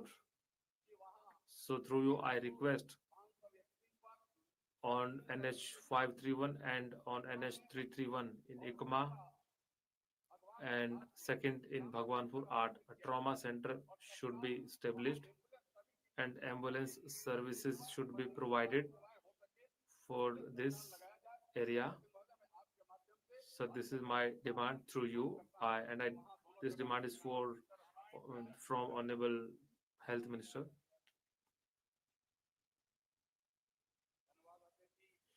Thank you, Chairman, sir. Sir, in my constituency, in the whole state, in the whole country,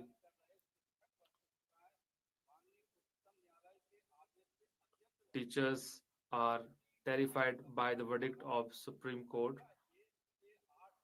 From class 1 to class 8, the minimum educational qualification was decided by the government, and TET has been made mandatory to part TET examination, and it will be implemented on the teachers who were recruited after 2010. But now they are saying that it has to be passed by everyone, and at the time of appointment, this was not the minimum qualification, and this has been imposed later.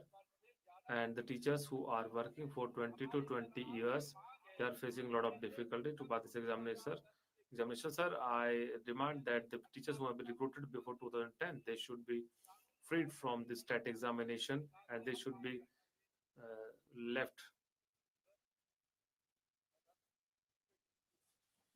My family runs schools as well, and fortunately, I've been raised in a teacher's house when I was a kid, so I understand the pains and the effort teachers put in not only building the person but building the nation as well. But recently, sir, there's a Supreme Court judgment which has mandated that all in-service teachers must clear the TET, teacher eligibility test, within 2 years. It has created fear and uncertainty among lakhs of teachers across the country and also in my own state of Andhra Pradesh, sir. When the Right of Education Act was framed, the rules was framed, teachers appointed prior to 23rd August 2010 were clearly exempted from the requirement of passing TET. Since then, our teachers, some with 15 to 30 years of experience, have become the backbone of our schooling system, especially in rural and tribal regions. However, the new judicial direction has reopened a settled issue. In my own state alone, almost 1 lakh teachers may have to take this test, sir. The consequence of this judgment will extend far beyond teachers. If even a fraction of them are unable to clear the examination within the stipulated time, we may see thousands of classrooms become teacherless, especially in rural and remote areas where teacher shortage already exists. So I request two things, sir, from the Government of India. Consider suitable amendments to Right to Education Act and NCTA Act 1993 to ensure that teachers who have already in service on 23rd August 2010 are duly protected. Second request, hold immediate meetings with teacher associations to take proper action to safeguard the interests of these long-serving teachers, sir. Sir, our teachers deserve respect, stability, and security. I humbly request the government to act urgently and uphold the justice for those who have dedicated their lives for the national building, sir. Thank you very Thank much. you. Mananiya Shri Tamil Selvanji, please conclude in 20 seconds. Thank you, Chairman, sir. எனது பாராளுமன்ற In my parliamentary constituency, there is a long demand from Tevaram to Saklur. There is a, in the past 50 years, our people has been making this request. In Tevaram to Shaklur, there is 100 kilometers. They have to go around Tevaram to Shaklur directly. It is just 6 kilometers. Every day, 50,000 workers and agricultural farmers are going. So with the support of the forest department and a new road needs to be constructed, the speaker should give permission. The central government should approve this. Thank you. Anu Pradhan ji.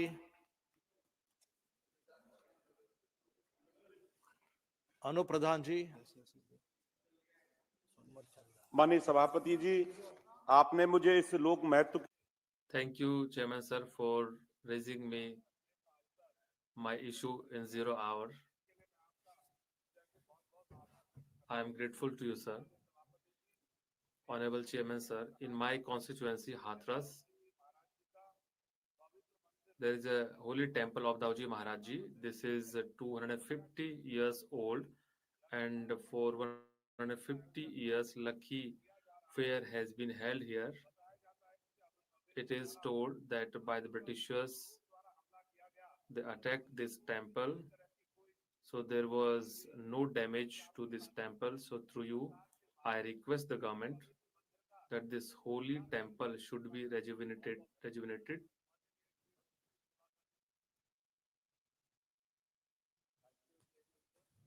I come from Koraput, which is a very, very beautiful place. It's one of the most beautiful places with landscapes, rolling hills, deep valleys, dense forests, spectacular waterfalls, and serene reservoirs. The Koraput coffee is also world famous and is one of its kind. Very good coffee. Sir, I like to request through you to the government to develop Koraput as a dedicated tourism and ecotourism circuit, linking Deomali, Balda, Duduma, Kolab, Guptesar, and key tribal cultural hubs under single circuit. Provide targeted support for last mile roads, basic amenities, wayfinding, safety infrastructure, and digital connectivity at major sites. Launch special schemes to train and finance local SSGs and youth for homestays, guiding, transport, food services, and craft marketing. Lastly, sir, I'd like to urge the government to undertake strong branding and promotion campaign for Koraput at national and international levels as an offbeat hill and tribal heritage destination, sir. Thank you so much. Mananiya Shri Anup Dhotre ji.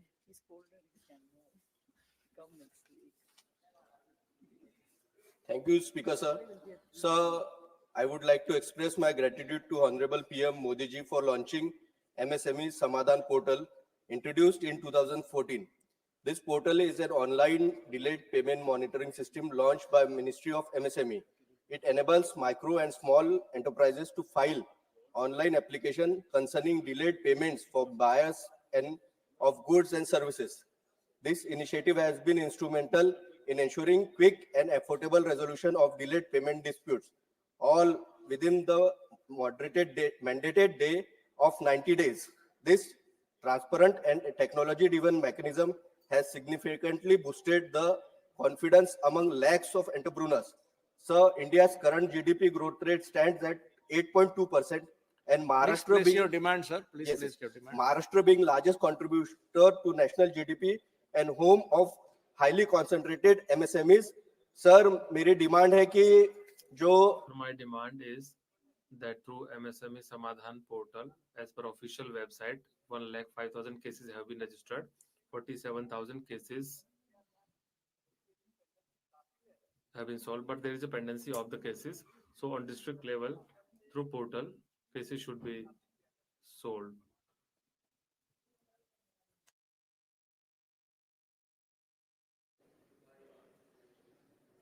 बहुत बहुत धन्यवाद अध्यक्ष महोदय जी. Thank you, Chairman, sir. Sir, through this August House, I would like to mention a very important project of Honorable Modi ji, 2.0, and in Chhattisgarh, this is not in good condition in my state. So this scheme is very important for all of us, and digital network has become very important, and this was one of Digital India, and India had to be developed through it, but due to the negligence and corruption of Chhattisgarh government, this scheme has been ruined. Optical fiber cables have not been laid down, and the digging work is also incomplete.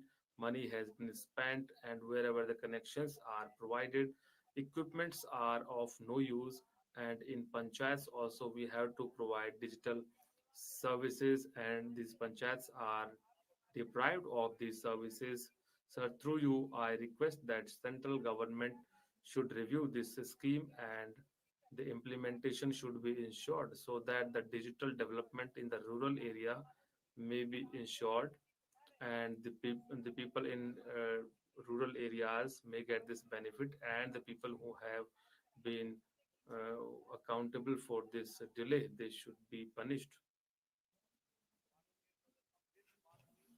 Honorable members, those who have been allowed to raise matters under rule 377, they may lay personally on the table of the house within the stipulated time.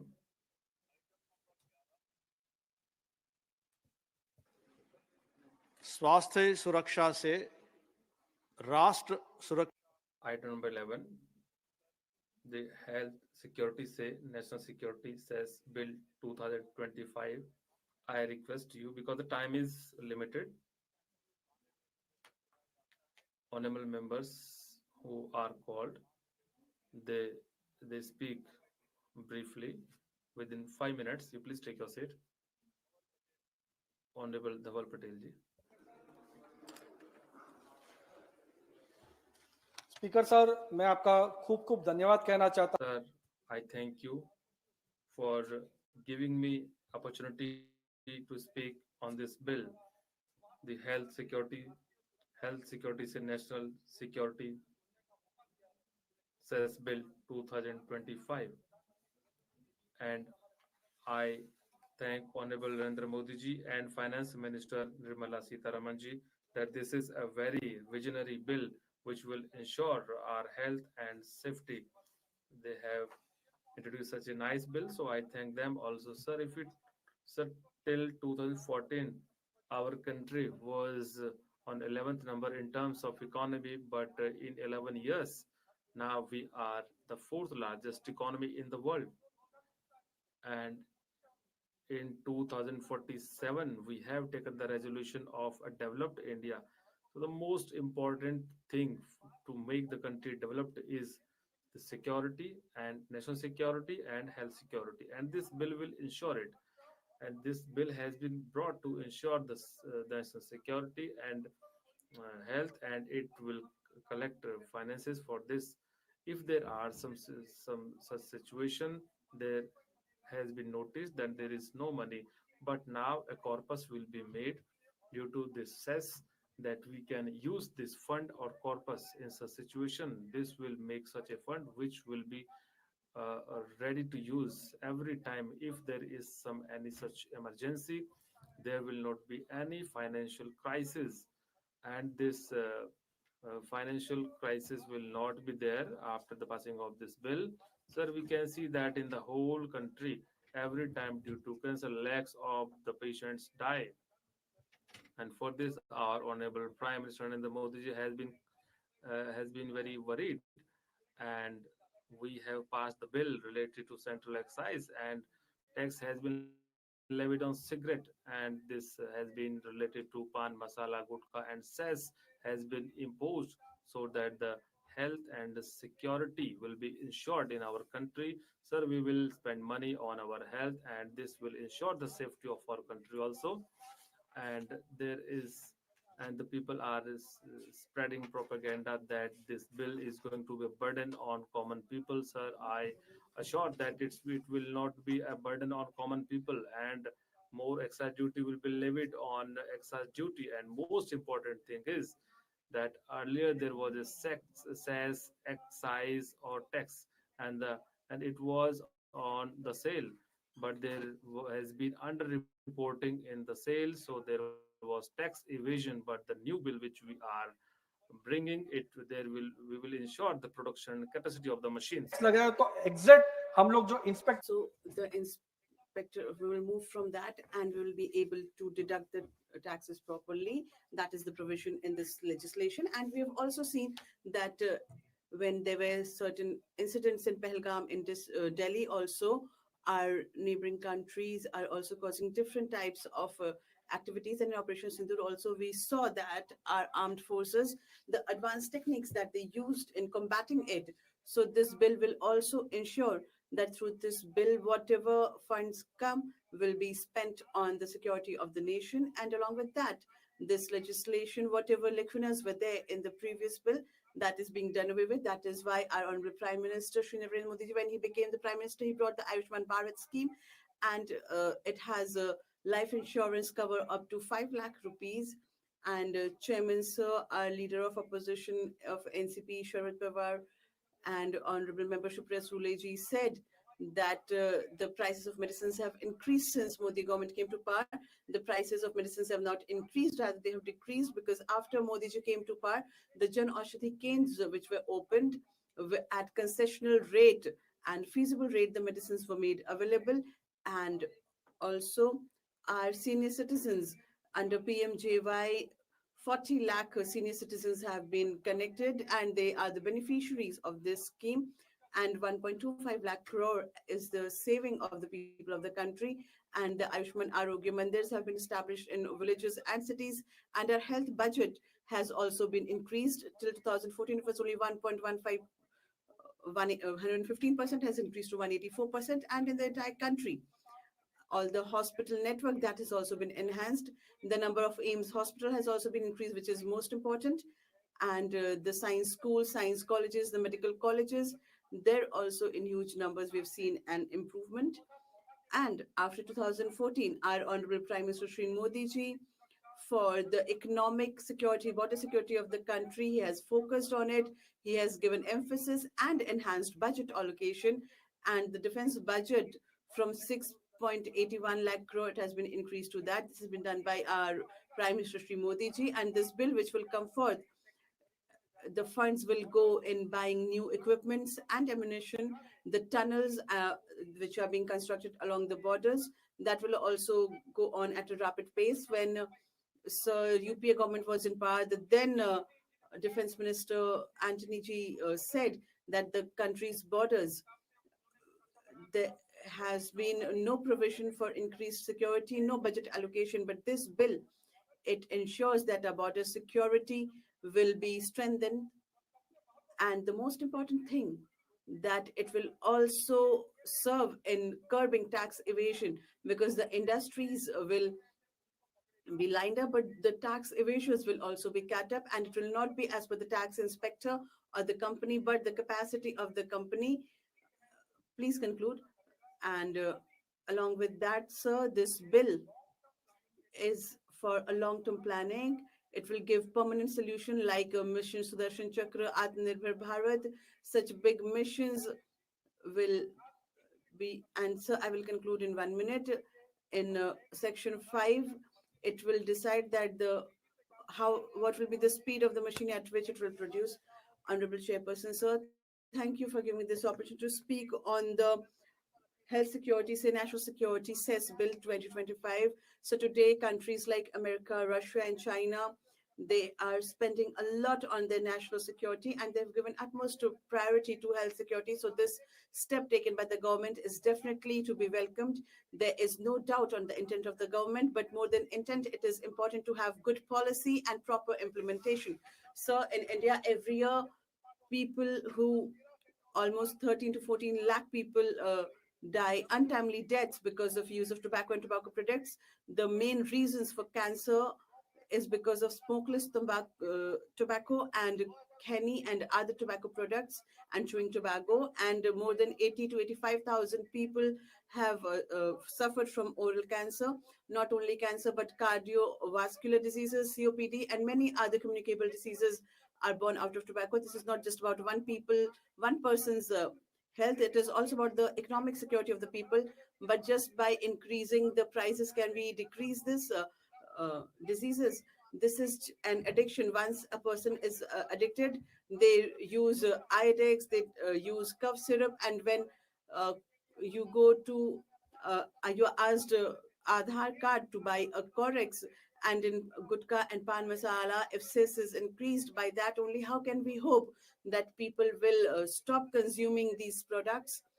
So we have seen that intoxication of any kind leads a man astray, and they sell their wives' jewelry, they dilute the funds for their children's food and other grocery needs. And will they be controlled by this only? Is this the only method by which we can give them permission to sell intoxicating products and take that says and help it in health solutions? So this is no solution. This is just a mockery, and we should not have any play with the lives of the people. So this should be taken back, and we should come up with a holistic, comprehensive tobacco and gutka control bill, where the provision should be that all tobacco products, smoking and smokeless, the advertisements should be completely banned, so that in the name of cardamom and other condiments, they should not be selling their tobacco products. On both sides of the packet, they should have a proper health warning. All educational institutions within 500 meters, no tobacco products may be sold there. People less than 21 years of age should not be sold any tobacco products, and the licenses should be cancelled. Super profit tax or win for health should be implied on the companies, not on the common people. When you need revenue, you should have stringent steps taking up on the thousands of crore rupees with the companies. Just by implementing these bans, you cannot do anything. Drugs, heroin, and all forms of intoxicants are available in every nook and corner. In Gujarat is a dry state, but still we find liquor in every lane and by-lane of Gujarat, and the people get legal licenses there, and in 77 hotels and restaurants are giving the permission and license to serve alcohol.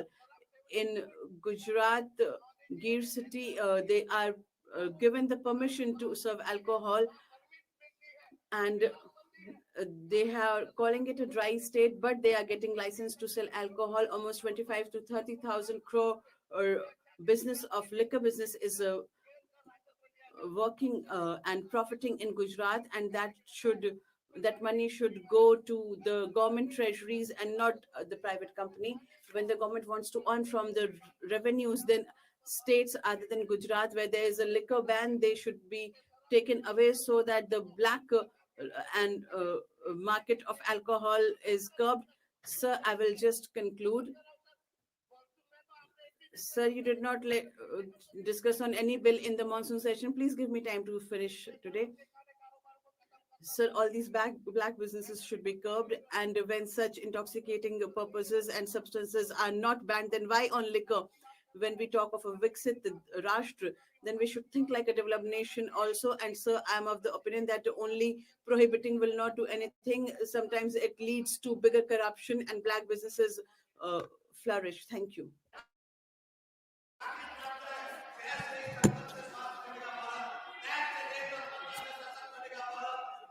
Hanuman Beniwal ji आप बोलिए Hanuman Beniwal ji, please speak. बैठ जाओ धन्यवाद जी धन्यवाद Hanuman Beniwal Thank you. Now, Honorable Member Shri Hanuman Beniwal. महोदय Honorable Chairperson, sir, at the outset, I would like to thank you for giving me this opportunity to speak on this important bill, which is for monitoring the tobacco and tobacco products, the Health Security and National Security says Bill 2025. But we are really saddened that many honorable members have been. This is the second day that we're having a discussion. Whenever we take up any bill for discussion, once the laws are framed, what is the implementation? That my previous speaker also said that there is a liquor ban in many states, but it's still going on, and even gutka, pan masala, cigarettes, they are banned, but their sale is still on. It is not good for health and it can cause cancer. But despite these laws, the compliance on the ground level is not done. So it is my request that the media report, which says that we need to come up with resources for cess and revenue generation. And if there is any non-compliance, then 5 years of jail is there. So instead of that, it should be increased to 7 years. And when I was reading this legislation, the government stated that pan masala, which is done by machines, and for national security and public health also, we are bringing this bill. Sir, because it is connected to finances, but when we're talking of gutka, pan masala, and other parts of about the people also, because pan masala is a harmful product which leads to a lot of health issues. But despite court ban also, they are sold publicly. And if you look at the government institutions like bus stand, railway stations, it is covered in these pan spits. And in colleges and universities also, there are illegal shops selling these products. The Honorable Finance Minister has brought this bill with a positive outreach, but I would like to draw her attention to the fact that today, when we are talking about the harm of pan masala and gutka, but when such film actors like Shah Rukh Khan, Ajay Devgan, Salman Khan, they are advertising for these products and they are doing it. It is their job. But I would like to tell the government that be it award from the government, then those actors their national award should be taken back, because once they advertise for gutka and pan masala, then a national awardee is advertising for it, for these products. And such misleading advertisements in Jodhpur Consumer Court and Rajasthan Court also, many such incidents have been reported, which have come to my cognizance. Chairman, sir, when we talk of Rajasthan or any other state in the country, the tobacco factories are working hand in glove with the government institutions. They are not complying with the standards. And so whatever the punishment is, that should be increased. The company owners, and cancer and other harmful diseases are caused because of pan masala and tobacco only.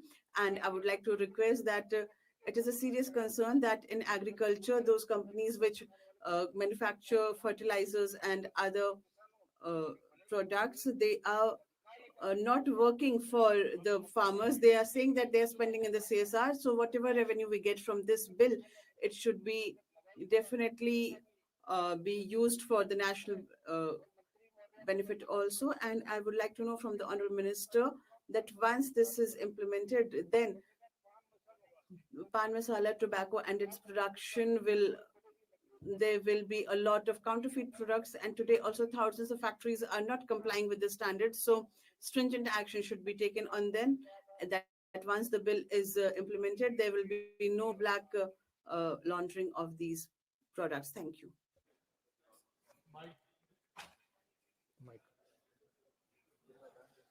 Mic नहीं आया बुलाया माननीय अध्यक्ष महोदय Honorable Chairperson, sir, through this August House, I would like to speak on the Health Security, National Security Cess Bill 2025, and I oppose this bill. The government is calling it a bill to strengthen the national security, but the reality is that this bill will not bring any improvement in the health nor in the national security directly. Its main target is that the central government will get a huge resource of garnering revenue.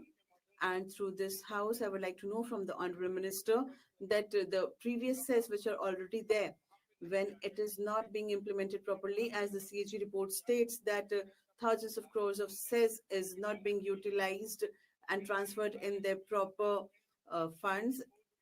94.26 crore rupees is in the Consolidated Fund of India, and they are not transferred for education, and they were not transferred to the right account. So 3.69 lakh crore rupees through different cess surcharges which are there, which are not accounted for. And when the previous fund is not being utilized, then why this new cess is being implied on the people? And then when we talk of the public health of the country, then 1.1 to 1.5, which is the GDP, that is only we are spending, but our target is of 2.5% of total GDP. But the government is not diverging on these, but they are considering this cess only as the solution, whereas we need hospitals and AIIMS. There is a paucity of staff, there are no resources. Please conclude, Honorable Member. Chairperson, sir, I would like to tell this August House that this bill will curb the financial independence of the states, reduce transparency, and it cover up the cess, only weakening the revenue services. I have only one demand, that this bill be taken back. Thank you. So the health security, national security cess bill. In fact, the bill is named in such a way that nobody can object to it. Can there be any objection to health security or national security? But the devil is in the details, sir. We also had a lot of discussions, and many of us were discussing about how this bill is going to serve its purpose. When we read, I was very curious to see what kind of national security and health security that is being mentioned in the bill, and it is given by clause 7.3, in which delegated. The central government may specify such activities, schemes and programs for national security, or as the case may be for public health, as may be prescribed. So there is no clarity on what national security schemes, not what health schemes. This has to be coming through the delegated legislation. Secondly, if we see what kind of items the cess is laid, it is given in, there is a provision, clause 34, in which it says that there is a schedule 1, and in schedule 1 there is pan masala. Along with that, there is also a provision for the government to add any more good, and that any more good is through a notification. That is not going to come under parliamentary control. And they say clause 34(2), they say every notification issued under this subsection shall as soon as possible come to the parliament. What is as soon as possible? Please conclude, sir. Sir, the point I'm trying to make is this actual bill, this says, is a complete blank check which is being asked from the parliament. Neither there is any clarity. There is so much of delegated legislation. Any product could be added through a notification, and any changes could be made through subsequent delegated legislations. Sir, but I also want to make one clarity. Please provide me this opportunity.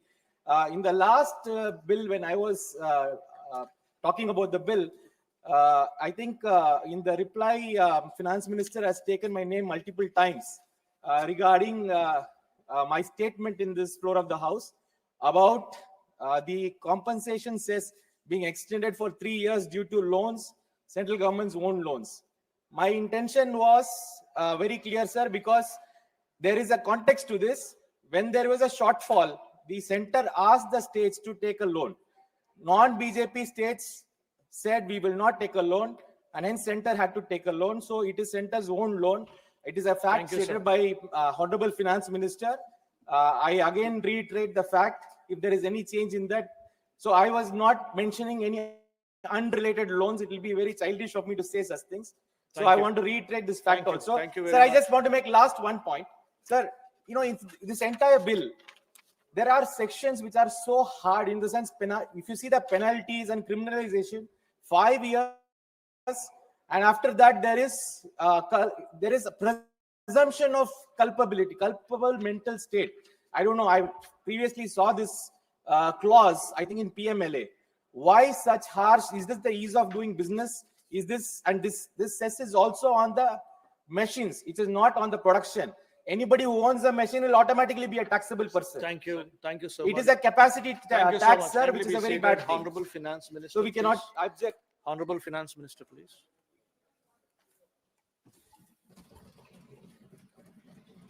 So thank you very much, sir.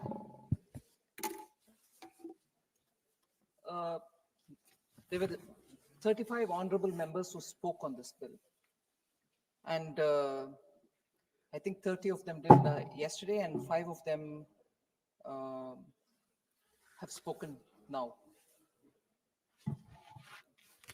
So by normal course, I would have gone back to saying a few words about how we introduced this bill and what brought the bill here and so on. But I understand from members that there is private members' bill time, and as much as possible, if I can reduce my response, I'll try to do it, but I will therefore avoid going back to talking or what exactly I said yesterday at the time of introduction and give more importance for responding to the honorable members. So it may appear as if I'm abruptly beginning my reply, but in order to accommodate the request for private members' bill time, I will start with the responses.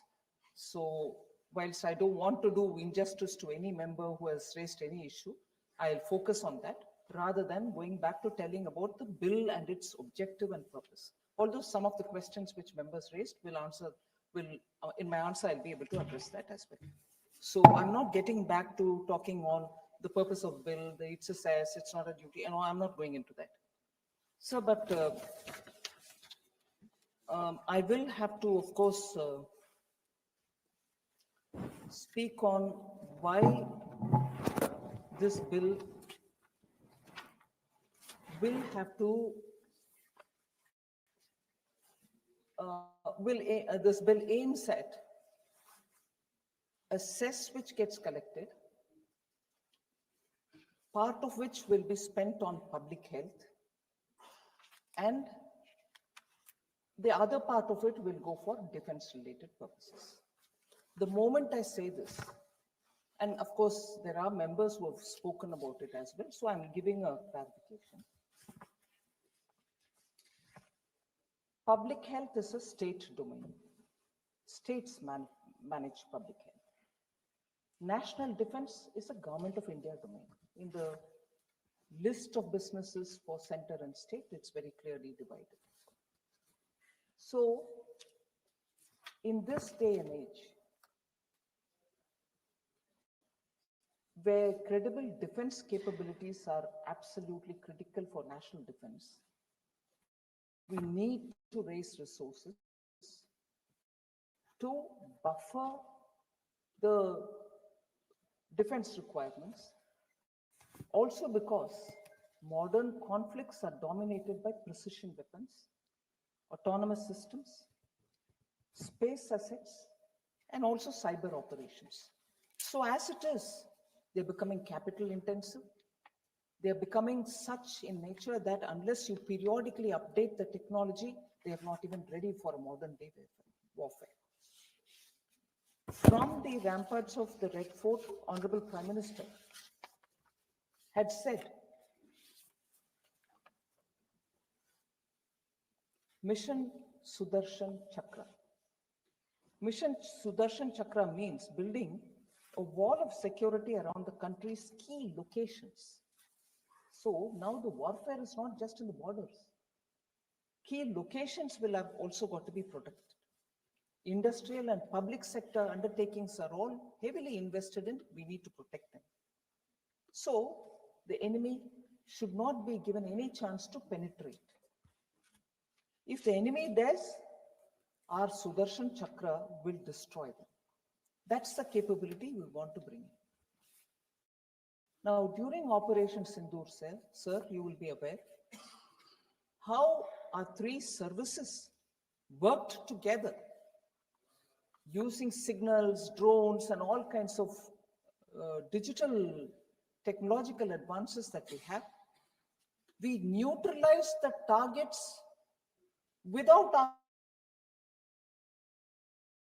our troops even crossing the border. And without one civilian casualty, because of our acts, no civilian casualty here and even across the border. So the humanitarian line was also very clear. And this is actually the reality of modern warfare. Technology is so advanced, you need to constantly keep updating it. And tech-driven precision, as was displayed during Operation Sindoor, precision is the key word for which we need to invest, for which we need resources, for which we need to understand that it doesn't come cheap. And therefore, more resources towards specific objective of strengthening defense will have to be made, and cesses are normally those taxes which come with specific objectives stated up front, and that is why a cess. So therefore, this offers us a feasible mechanism to strengthen both citizens' health and military preparedness. Now, what is citizens' health? If money is being given to the states, as I said, public health is a state's domain. And if money is being provided for public health, it obviously goes to the states in order that they are able to help with, one, stopping people from using this harmful demerit goods, or building awareness, or supplementing their medical requirement, and so on. So that is the purpose, intent, and also the way in which this cess is being created and also will be used. We are only taxing the demerit goods. This cess is not for anything else. And largely the incidence of this tax is going to be remaining the same as it is prevailing now. When I explained about the excise duty matter earlier, I explained as to what is the World Health Organization's affordability index in using items like cigarettes. They are far below the global benchmark, and therefore we have to increase so that it doesn't become affordable for people who are using these demerit goods. So the scale of the tax reform, I want to have a word said on that. Now, I heard honorable members speak saying this government has become so desperate that it wants to raise taxes through such cesses, and on pan masala you want to levy a tax, and that to levy on pan masala for defense. Have you become so desperate? I just want to, respond to them, sir. It is the duty of any finance minister to raise revenue so that the various competing demands are met. But here is a government which has already given away its fiscal space in very many ways to coming within 1 year. Sir, it is I don't want to do any comparison, particularly having achieved this kind of a level with the Prime Minister's guidance. Absurd levels of income tax prevailed in this country. 95% tax was on income. So my comparison with that will be absurd. Why? Because within 1 year, we gave a huge reduction in income tax. The earlier number was 7 lakh, and probably with all the other deductions, it would have come to 7.76. So people earning up to 7.76 had nothing to pay as tax, income tax.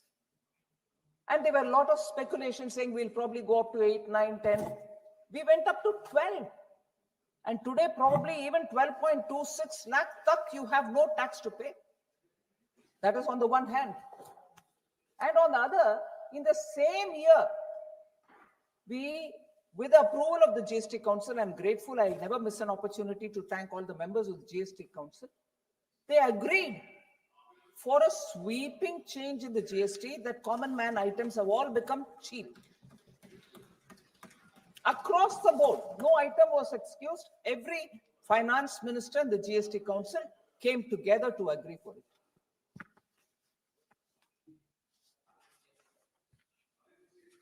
Suniega, please.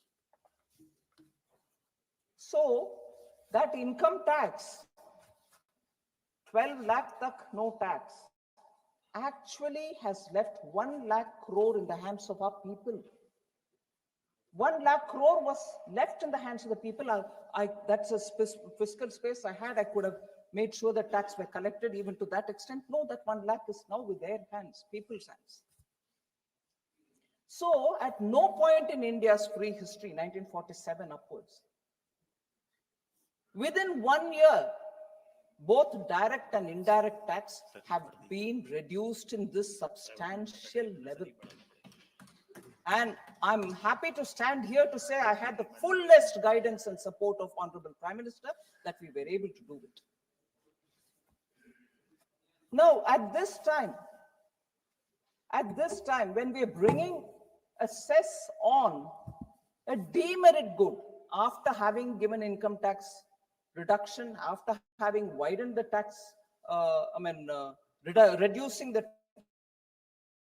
tax for GST, we are bringing on a demerit good, and here are some members saying the government is so desperate for revenue. I need to give money for defense. Am I taxing essential commodities of the common people? No. It is only on the demerit goods.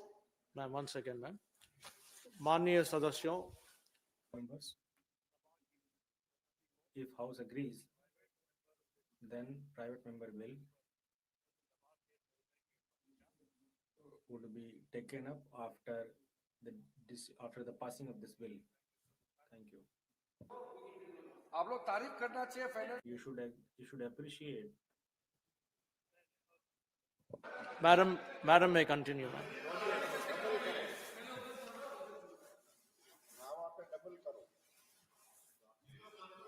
So, pan masala like items, sir, I'm sure not one member of this house is suggesting that pan masala must be made affordable. No one is suggesting that. Not at all. So, वो अलग बात है, वो अलग बात. Another issue. That is a good thing. They should not enjoy normal tax, and no serious argument exists to defend that kind of a thing, sir. So the money being collected from pan masala going for defense, I can't see whether money is fungible, sir. I will collect it, I will use it for defense, I'll use it for road building, I'll use it for, sorry? I'll give you the number-wise details, sir. Please patiently wait.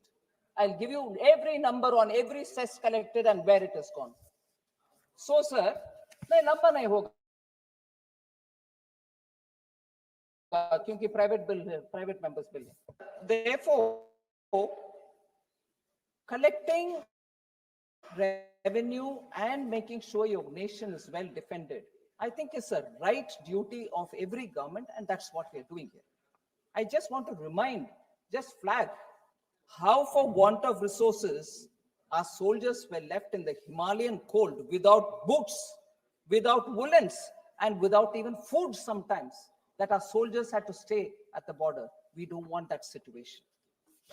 We couldn't even procure artillery guns for a period of 30 years after that episode of Bofors. Nobody had the courage to go and buy any more because they thought scandal, anybody will mark them and accuse them. So everybody stayed back. We didn't even procure. For 30 years, any artillery gun was not procured. And the fear of that image, defense means kickbacks, made many ministers not to do anything, no taking decision. Why? I don't want to get into that, vicious environment of defense procurement means I took kickbacks. Everybody stayed back, they didn't want to take. But in the process, our defense were left without, defense forces were left without defense for themselves. They didn't have the guns, they didn't have the boots, they didn't have the artillery, and even for that matter, they didn't even have enough ammunition. So that was the state. I can go to every detail of, who said what at that time, to say, for reasons that we don't have money, we are not able to procure. Honorable Minister had said that statement in this house. I'm not able to procure because I don't have money. I'm not going into the details, but everybody knows the moment I say this as to who I'm referring to. So the capability gap which the defense suffered from, it took a long time for restoring that kind of a preparedness of our armed forces. Kargil conflict suffered because of that. Retired army generals have said how army followed a bottom line approach due to budgetary constraints from early 1990s. As a result, army was holding only 70 to 80% of authorized weapons, ammunition, and equipment. We don't want that stage ever in India back again.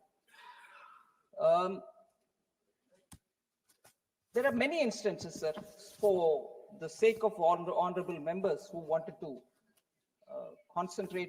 quickly finish this and concentrate on the private member bills. I will only quote one, CAG report.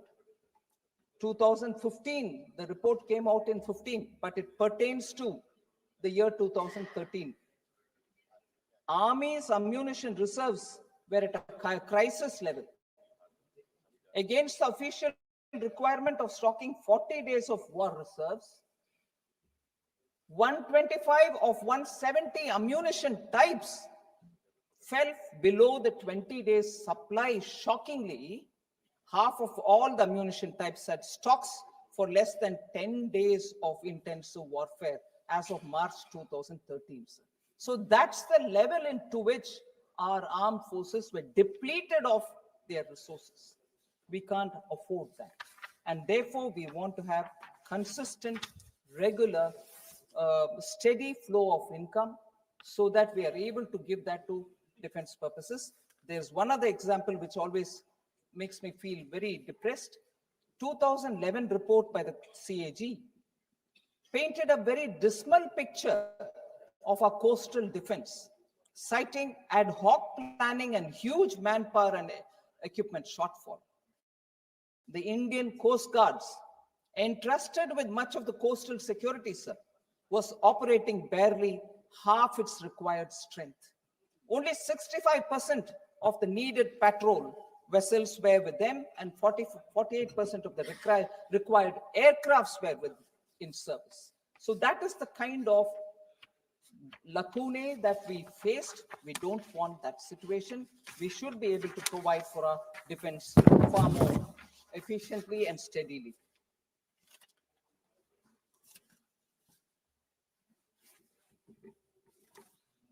So I'll go over to talking particular members and their concerns. Sir D. Prasad Rao, Sri Supriya Sule, and also Srimati Supriya, thank you. Srimati Supriya Sule, and also Dr. Prabha Mallikarjun, I can't find her here, but all of them had raised this issue, saying there is no detail about the schemes for which the cess will be levied. I think many others have also spoken in similar way.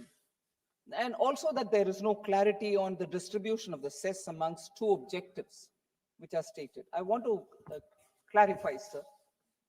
Section 7(1) of the bill makes it very clear that the proceeds of the cess are to be used only for two purposes: strengthening India's national security and supporting public health. This actually creates a complete ring fence for a framework, and that will actually be implemented for these two. By providing